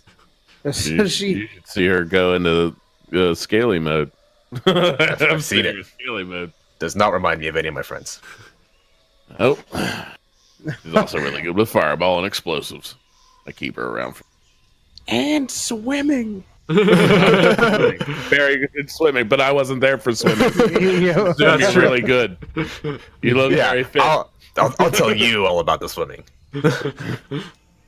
So is it does anybody have a higher than 4 investigation check?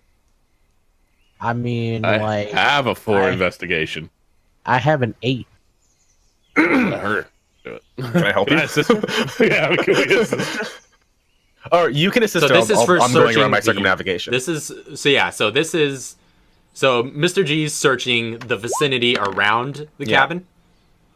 I don't find nothing. Nope. You're just like, I'm telling him about how she grew gills. yeah. You're so busy and going through the forest. You're like, no, yeah, that's difficult to get through some of this terrain. There's no way any of the utilities go any further anyway. There's just grass all over the place, dirt, trees planted all over the gaff.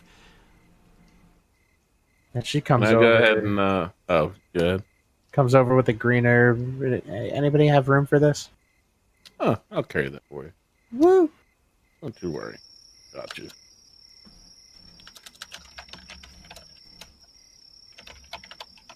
Just put it as G-herb. G-herb. That's pretty much what I do. Just like GRBY. G-herb. So what are we doing? What's going on? Oh, I didn't find nothing.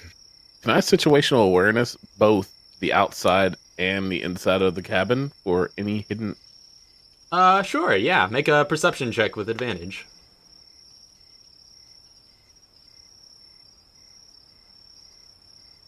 Although, technically, no. I'm assuming you're going in with like lights and stuff if you're looking on the inside, because it's night in the woods. There are no lights on inside. You got to provide your own light here. Yeah, I got a flashlight on the shotgun.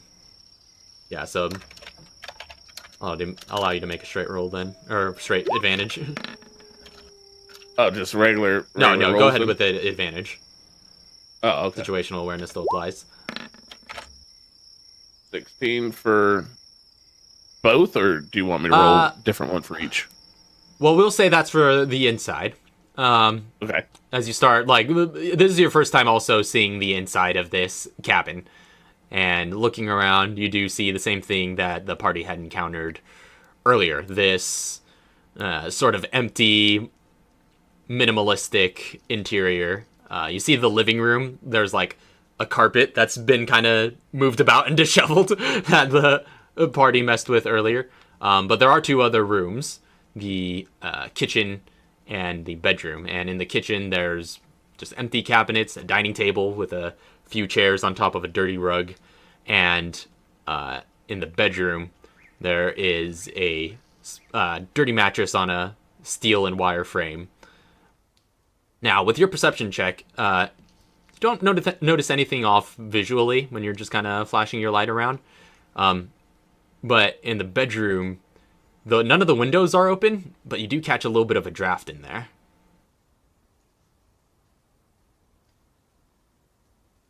I'll move the bed. Okay, you move the bed. So you just move the bed off, and again, there's this. Actually, no, yeah, there's no carpet in this room. There's just the bed. So you move that away, and as you drag it across the room, and it's just sort of metal frame scraping across the floorboards, you do find underneath what looks to be some sort of rectangular vent type apparatus that's a lot cleaner than the rest of the cabin and has little screws bolted into the corners. On Bluetooth. Hell, I'm gonna get to work on this vent to get us into this lab, and then just start zipping at the thing with my my tools, my screwdriver. I'm gonna set up a bear trap at this mouth of cabin. At the Okay. door. You still have a bear trap? I picked up two when we went back. I picked them up when we doubled back. Right. Throwing bear traps everywhere. Might as well let one loose into the thing and just see if it drops all the way. Drop one. Just drop A random bystander just walking by and gets snapped in the head, like, oh! Cling, cling, cling, cling. Ah! One of these days you're going to catch an actual bear. cabin. I could probably one shot that. What is where actually you said it was in the middle of like a kind of like a clearing area? There's no way I can hide the trap actually right outside the cabin, right? Not really. It's just sort of flat dirt right outside. I know it sounds silly, but put it underneath a rug. It may not like break their ankles off, but it will catch them off guard when they step on it and the carpet comes flinging up on them. I'll do that. While he's welding over there, I'm like sneaking this under the carpet. Yeah, so you take some of your tools and start fidgeting with the screws, Yeah. and you manage to get given a minute or two, the 4 bolts out of the corners of this vent grate. Just now picture some guy getting attacked by a carpet. Ow. Carpet's eating me. The rug of smothering. Yeah, I that's what I know. was thinking. That's a D&D as heck. Oh, that's good. All right. So, how big is this vent? It's about maybe like 2 by 4 feet. Okay, we can get through that. Yeah, you could fit into it. But you see, it doesn't go that far down. You would kind of have to get on your hands and knees and crawl if you want to move through that space, but it's manageable. Single file move as well if you want to move as a group. Is this going straight down or is it like horizontal? Are we crawling or falling? It seems to go down a fair bit, and then just like 90-degree angle just turns and goes straight on. Okay. So we have to like go down into the earth and then it's a Yeah. crawl. Okay. I'm going first if anyone else wants to go first. If you want to go first, by all means. I'm going first. Head first. I'm not sure if I'll fit. You might have to disrobe. No, yeah, you guys could all fit here. It's a crawl space, but you could fit. Yeah. So I'm going down head first with my rifle, trying to be quiet. All right. Yeah, I'll say, what's the marching order here? We can establish that if you guys are all going in. I'm in front. Well, like, Mr. G's I in just front. wanted to. Oh, yeah, yeah. I was just gonna have her do like, because I know they were doing investigation earlier, just to see if they could find another thing. Oh, yeah, go ahead and make 'Cause- a investigation check. See what you found during that time as well. Nope. All right. Maybe. Something obvious? I didn't see nothing. I was too busy talking about gills. So, kind of looking, searching the interior, you do find that in the kitchen area, you get the sense after seeing Chauncey moving about the bed to look under there. And so, if you scoot, like, some of the table and chairs aside and take a peek under the rug, you would see, like, the corner of something metal. But if you want to move the rest of the table and take a moment to do that, you could see what's all under there. Yeah, she'll take a moment. She'll be like, "Hey guys, before we start going anywhere, hold on. I think I found something." My ass is sticking out of the vent.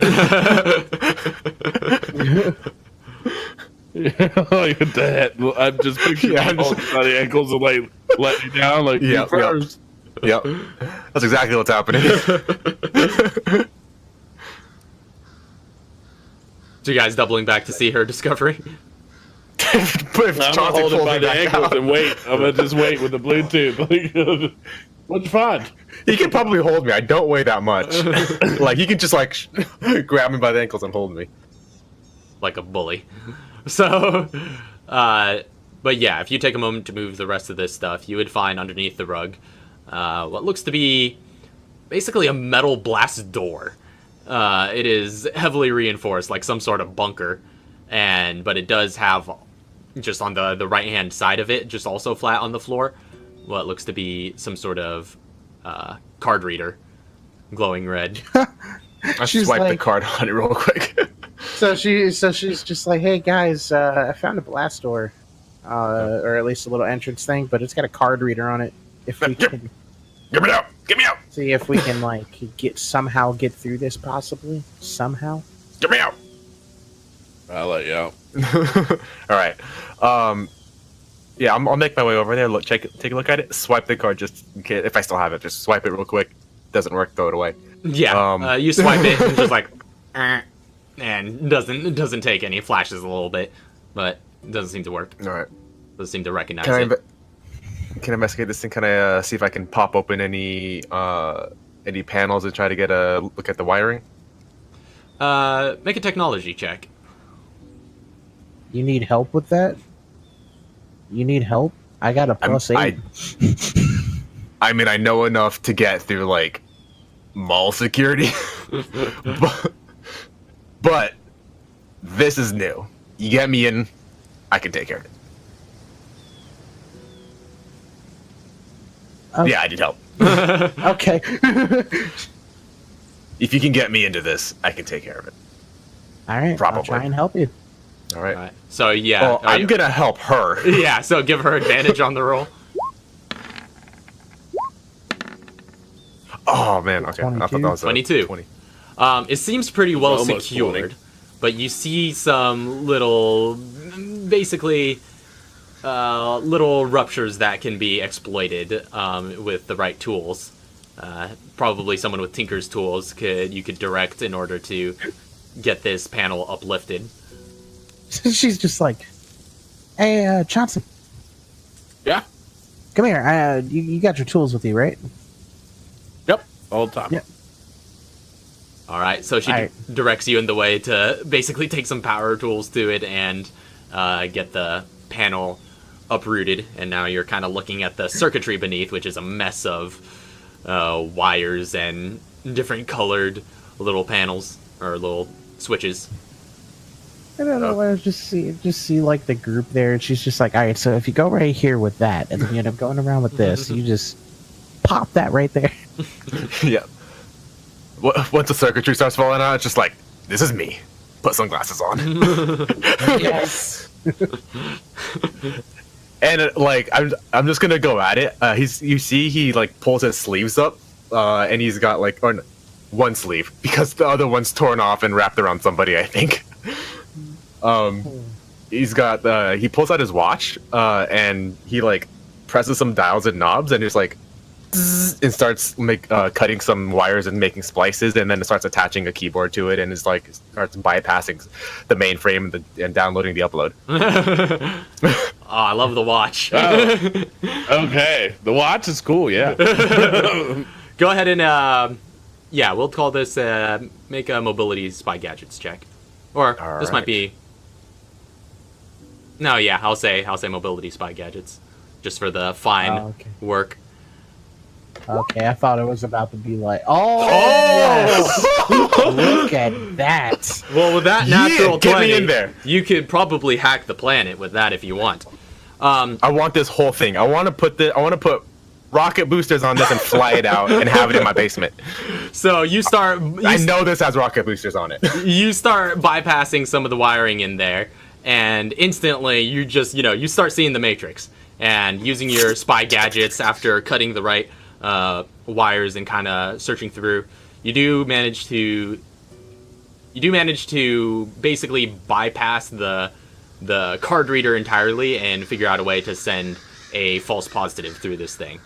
But I will say with that natural 20, because I feel like there's always needs to be a little bit of extra mile with that natural 20.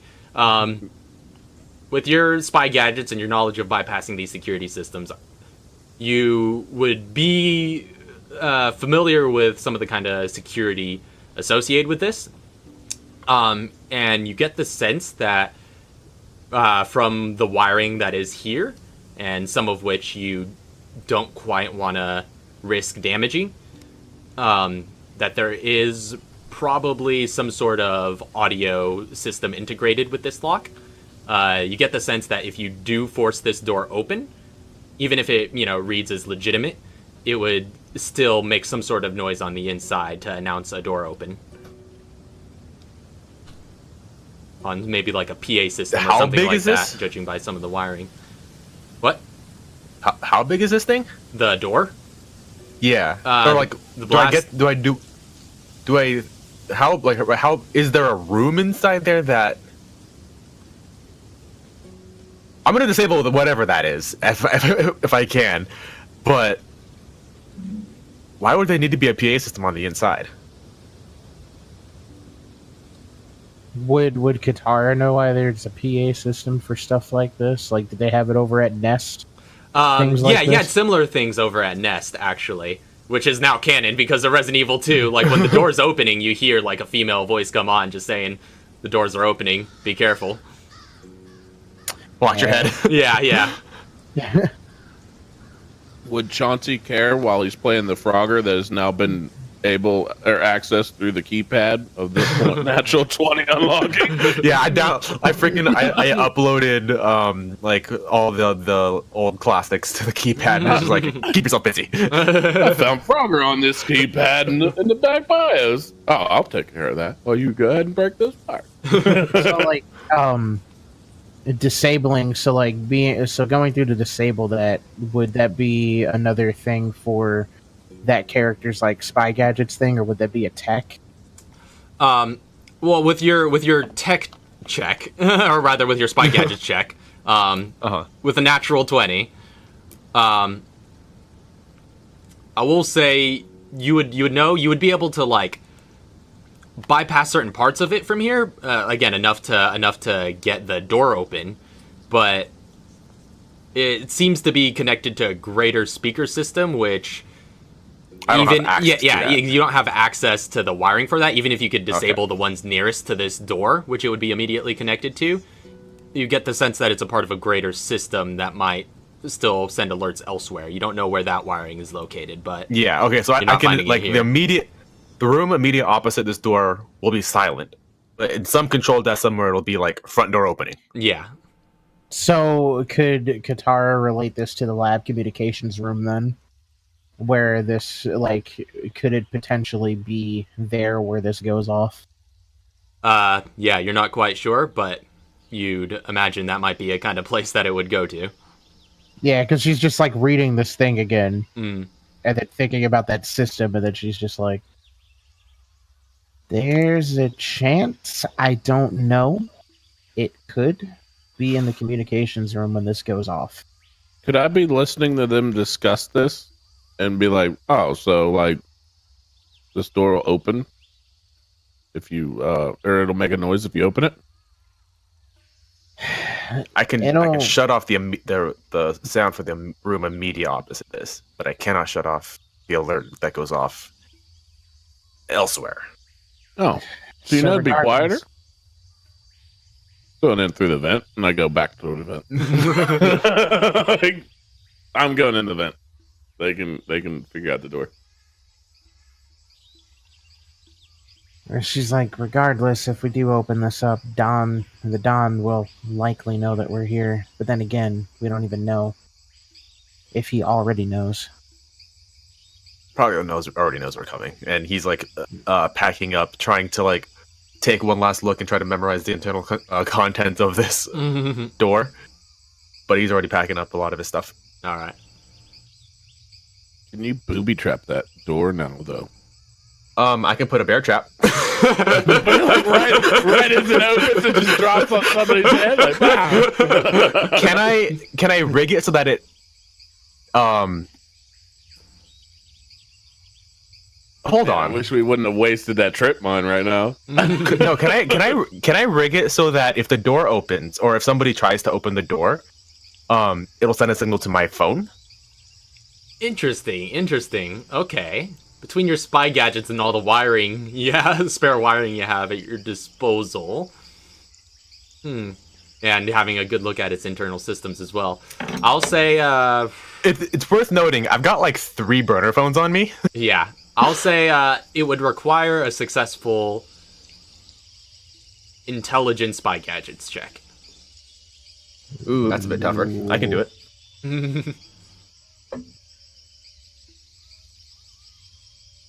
Yeah, I can do that. All right. Should I try? Why not? Figure out if anyone else is coming through here. Sure. Oopsies. 19. Ooh, that's pretty good. So, yeah, I'll say you manage to kit bash something really quick. You leave behind one of your burner phones, get it hooked up to this mainframe here, and basically rig it to send you a text if one of your other burner phones a text. Yeah. If the bypass, which you had worked your way into, basically gets triggered at all. You know, if it reads a positive signal. Yeah. And then I want to do my best to make it look, or make the system work as intended. Okay. Before heading back off to Okay, so make it look normal follow again. Chauncey. Yeah, well, I mean, I don't know if we can fix the outside of it, but if someone's coming in or going out or whatever, they can... Yeah, I mean, with those good checks, you guys probably did it pretty cleanly, so it's good enough to just, like, you know, it's dark in here, just set it back in its place so that it looks relatively normal. Yep. I do have a welding tool if I need to weld anything, which was my little... I do have a question, though, out of character. Is so you just hooked up a cell phone to alert your cell phone when someone opens this door? The reason we're not going through that door is because there's a big PA system that'll announce that the door's opening and closing. So, I mean, you're going to hear door opening. Well, it depends on how far we are from the door when it opens.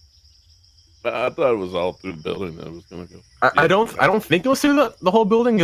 I got the idea that it's just one room and then the room opposite and then the communications room. Or a security room or what else. So you guys are making your way back into the... Oh, yeah, go ahead. I was going to say, thinking it's the communications area that it might go through.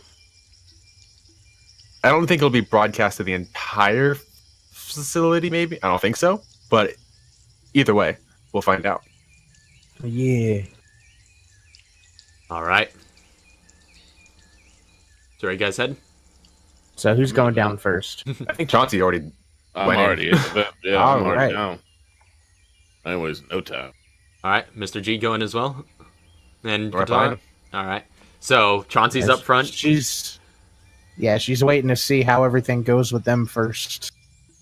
Okay, so you're kind of in the back. Are we then. just Are we in a full conference call on Bluetooth at the moment? Probably won't be necessary because once you guys get in there, you're gonna be like butt to face with each other. Well, I mean, like, just in case. Like, it's Oh, yeah. Yeah, like, someone could see something through a vent ahead. Just be like, Sure. Yeah. If she's gonna wait for us, then we'll be conferencing. All right. Conference. So everybody who's heading into the vents and starting to crawl, go ahead and make a stealth check. Is this? Did I say I was going in and stealth? That would have been a lie. I can't. So are you going in stealth? Because I'm I don't behind know. you. So I don't know if I'll physically be able to. all right, back up. We're dragging you out, putting me in first. No, I'm already in, man. Yeah. I'm 10 feet ahead of you guys at this point. Do I have to make my stealth check at disadvantage because of him? Well, he makes his stealth check with disadvantage already, so you can make a normal know. stealth check, but this is going to be a group stealth check for everyone involved. If this involves moving silently, Wow. Okay. Don't worry. I got this. Yes, it does involve does moving involve moving silently. okay. Wow. Good thing for that. Look at them dice. Polar opposite. What? Wow. One nat 20. Good thing for advantage. Good thing for advantage. So yeah, you surprisingly, this dynamic duo crams into this vent, and even with Chauncey, What even is this? Even with Chauncey leading the way, you're just like you're like not comfortable in this new armor, so you still kind of overcompensate for your movement, and you hear as you like press down the aluminum below you beginning to give way, and just like. And you're like, and start moving a little bit more carefully, and manage to overcompensate pretty well. Whereas meanwhile, Mr. G is behind you, but you haven't noticed yet. And just like following, just like immediately inches behind you, and has already caught up. He somehow passed me up. Yeah, he cornered around a corner. No, You feel a tap on your shoulder. You look back. There's nothing there. You turn around and I'm in front of you. No, yeah, it's pretty cramped. So, and it's a one-way path. So it's just the two of you on this path, but you're following immediately behind Chauncey. Mm-hmm. You can hear me in your earpiece, but you can't hear me back there. I keep looking back and I don't see. Yeah, you just don't. He's right behind me. You just don't have the neck mobility with this with this armor. You're like Batman. Yeah, that's it. But How far in does this vent go? proceeding forward, first of all, pitch black in here, of course, for the most part. But ahead of you, you do see some lights going in from perhaps some like slits on the side. But that's quite a ways down, because that kind of light gives you a point of reference for how far you have to travel, and it's a good distance. It's a pretty good distance. As you're traversing these vents, it's just pretty much after the dip, after the elevation change, it's just a straight line for a great deal of time. It's hard to measure distance in these quarters. Straight line, straight down, or straight forward? Straight forward. But Chauncey, you estimate maybe like 60 to 100 feet of crawling before you ever make it to those lights that you saw ahead, and you two are moving pretty silently by your standards. Yeah. I'll tell Katara that like we've got quite a ways to go, so you might as well get going. But it looks like we're gonna be going for a while here. All right then. Not claustrophobic. Nope. Thankfully. Also, if you start making noise, stay back. We're moving like the shadows right now. The best I've ever. Wait, no, I've stealth crazy good in my life. Actually, I think the first time I've stealth like amazing. So like, if I said she wanted to go in as quietly and carefully as she could I get advantage on this stealth? Moving at quarter speed. Yeah, I would say if you want to, I'll give you advantage if you want to arrive really late to the party. Like you'll be moving at a snail's pace if you get advantage on the stealth roll. And it would be like maybe a minutes before you catch up with them. Minutes. Okay, so because it's gonna take them. Because like my whole thing is if I roll a nat 1, you fall through. it's gonna be like it's just gonna be a straight up. Well, like I said, we've got a ways to go. So if you're being loud, just don't move. we do have a ways to go. We'll come and cut you out if you Okay, so would it we'll just come in with all of our tools. Okay, so would it be possible then? So like she follows their stuff. So if she's being loud, she stops. Waits, Sure. And then I can. Yeah. And then I can try to redo it. Yeah, I would say given the circumstances, that this is like relying entirely on, on moving quietly, but you could hear, so you've got enough self-awareness to know when you're moving quietly. We're also not in any hurry. Yeah, to stop. Okay. So, like I said, you could move really slowly and get advantage, or you could just move and stop and wait till you think you're good to go again. But in which case, probably wouldn't allow you to re-roll in that case. So you would just have to wait it out until you think you're good enough that you don't need to move quietly anymore. Oof. I guess we'll go with the first one. All right. So moving super slow. Oh, okay, 19. Oh no, yeah, you're good. Don't even need to move slow at this rate. You're still, a fair bit behind, but you start making your way. But you're keeping pace. Keeping pace, exactly. Okay. So, yeah, as the rest of you start getting ahead, you intersect that area in which there are those kind of slits on the side that look to give you a view into one of the chamber. And if you stop to look at that chamber, you would see that you're kind of looking down into it. You're essentially going across the wall of the room, but near the roof, essentially. You're near the ceiling, that is, and kind of looking down for the most part on the contents of this room. You see in this room what looks to be a chamber that has various kind of radio and communications gear lining the walls, and there's included among that a huge flat screen monitor on the wall opposite a pair of double doors that look to be the entrance. And there are a few metal carts and desks with spare wires and materials all over the place, or in a couple of the corners, that is. But you do see, in the midst of this room, only one individual.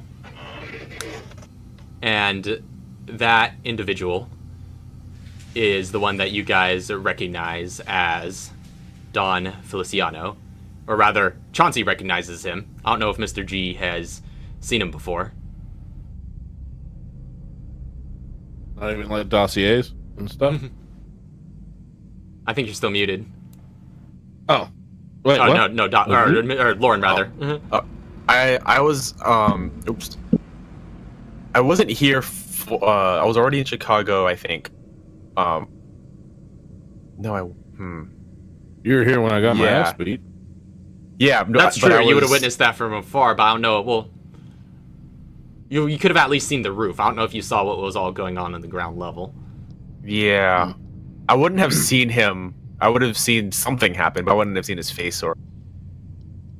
I would say it's up to you if you know I would him recognize by. I would recognize him by his size, probably.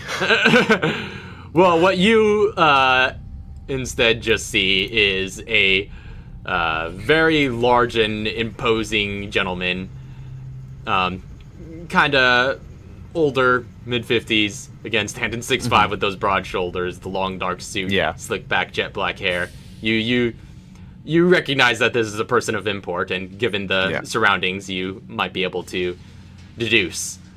Yeah, we killed, or no, I didn't see, but I know that they killed the consigliere, and then we just killed The underboss. The Capo Regime. So this must be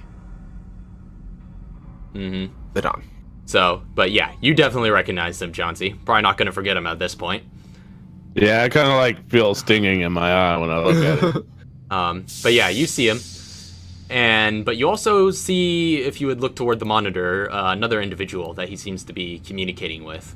And he's kind of a middle-aged man with fair skin, short, kind of frazzled black hair, and really bright, almost seemingly glowing blue eyes. But he looks, tall and slender, and he's got he's wearing like this navy blue suit, including like a light blue dress shirt and a dark tie underneath. But that's the superficial glance that you get of him from peering out of these vents. And you hear the conversation that's going on here. Yeah, you hear. And we're relaying this back. Yeah. Wait, yeah. does that tall figure, the other figure, look familiar? Not to either of you, no. Okay. Do they let her know what the figure looks like? Yeah, we're relaying all this back. Does she know? You'd have to get a glance at him to know for sure, but sounds familiar for sure. Okay, she's just like, sounds familiar. And I'll say, given the acoustics of the vent, you guys could hear this conversation clearly, but you way back could probably, hear it fairly well as well, just because it's just echoing down these vents. But you hear you guys see the man on the screen is in the middle of talking, and he's just like, I understand the situation is still ongoing. And the Don responds, he's like, I can assure you, Mr. Walker, it's under control. But just as he finishes that sentence, you hear a loud as the doors to the room barge open. And you see a man walking into the room, two people actually walking into the room. One of them in this sort of green cargo jacket with a rifle slung over his back and cargo pants as well. And his partner, who's walking alongside him, who's like this hooded figure in a trench coat carrying a sheathed katana. And just as they barge in, the man in the cargo jacket just goes, no, actually, it's not. The last survivors are still running rampant, and they've received some unforeseen reinforcements. They're proving quite formidable. Antonio and Leonardo are dead. The man on the screen goes, I see. This is unfortunate, but of little consequence. Archaea's remains are now in our hands, and we seem to have gained a new ally out of this. The cargo jacket guy responds, what are the other survivors? Just say the word and I'll intervene. You know Ronan and I can take them. If they're proving formidable, then perhaps they may even best the two of you. You know I won't allow that to happen. Well, I appreciate your enthusiasm, Scott, but we've waited too long to take chances. You will have your time to confront them, and when you do, it will be on our terms, proactive and not reactive. I'm pulling you and Ronan out of there. They can have this location for all I care. The Felicianos can fall. But I still have need of the two of you. So leave. You can see the man kind of stir for a bit before just saying, yes, sir. You see him and the figure that you guys know as Ronan just waltz back out of the room. As for you, Ernesto, continue your defense. Kill the intruders. Then destroy any evidence of bioweapon experiments before the BSAA enters. With all due respect, Mr. Walker, my consigliere is dead. On my right hand... my right-hand man is dead. Our numbers are dwindling. You can't expect me to. And in that moment, you see all of a sudden he just stops in the middle of his sentence and just like clutches his chest and falls to one knee. It's just like, Is that hesitance I hear in your voice, Don Feliciano? I have given you great power. Use it. If you die, then you give your life in service of a higher cause. Are my words understood? And he's still clutching his chest. Just like, yes, Mr. Walker, anything you say. And then all of a sudden, and he rises back to his feet. Good. Then see to the task. Goodbye, Don Feliciano. And I'll say, Katara, if you guys are probably standing pretty still while you're listening in on this conversation at this point, Katara, you would have caught up by the latter end of the conversation. And if you were to look through the vents and catch a glimpse of the figure before suddenly the screen goes blank after he says that last line, you would definitely recognize the figure that's on the screen. This is the man you knew back at Nest as Elliot Walker. And after that last line, Ernesto just straightens his suit out and just walks frustratedly out of the room. She's just like, I thought the description you gave me was familiar.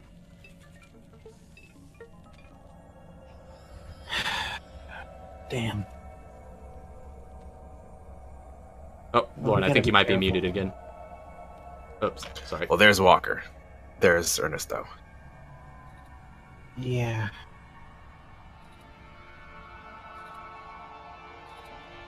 Chauncey's just sitting there, like, kind of mad. like, he knows what's going on. He knows who those people are, and he's mad about it. In every sort of everybody talking, like, of who they said about as well. So he's just kind of brewing on just in silence. Everything's wrong about this for Chauncey and Katara. Quick, just to clear it up for me. We're above the room in which Dawn is in, and he's looking at a monitor talking to those? Yeah. Or we're looking at a monitor of everybody? No. He's in the room. You saw Cargo Jacket and Ronan in the room, barge into that room with him, and they're all talking to the monitor. Walker was on the monitor, and he was talking to everybody in the room. Okay, I thought maybe the other two were in the monitor as well. That's why I was a little confused about. No, yeah, they barged into this room right behind the Dawn. Wow, like, I really want to get through this vent, but like my eyeballs holding me back. Like, my less health is holding me back. There's a lot of holding me back at this moment, but I do kind of want to barge out of this vent right now. I hope other people can see that. Mm-hmm. The Dawn's gone now? Yeah, he barged out of that room. Should we try to get down there, take a look at what they have? Get an idea of what we're running into? You don't really have an idea what I ran into that just ran out that door. Like, I see an imprint of it on your face. Mm-hmm. Keep it up. You're gonna have one too. I don't. Not from the Dawn. The Katara's just like, I watched that entire thing happen. I am not ready for when we have to go against that. Then we won't. Hopefully there's some... So hopefully we can find enough supplies so we can fight this thing. Or this guy. I don't want to fight him. Where else we can go from here? So directly ahead of you looks to be another vent grate, which looks into a hall of some kind. Not too far ahead from here. I'll go. I'll continue forward then. All right, you continue forward. And as you approach that vent grate and whatever lies on the other side of it, that is going to be where we end tonight's session. Mm-hmm. Oh, I didn't get the peek. Nah, he's just standing there like, what's up? Grabs. I heard you in there. All right. Well, that was quite a full and exciting episode. Mm-hmm. Oh, thank you all very much for watching. We'll be back, Lord willing, next Friday, continuing the story from here. And, Early time again? hey, if everybody's down for it, I'm cool with the early time. I'm always down for early, but may not be able to. That's true with your work. All right. Yeah. Yeah, I got a new job. When do you start? I don't know the exact start date and what the exact shift is yet. All right. I won't know until probably Tuesday. Well, be sure to let us know. And Mm-hmm. in the meantime, we'll be stewing all over what all happened in this session. But Yeah. until next time, you'll see you all later. Peace. Squared. Have a good night. God bless. Good night, sweet dreams, all the good things.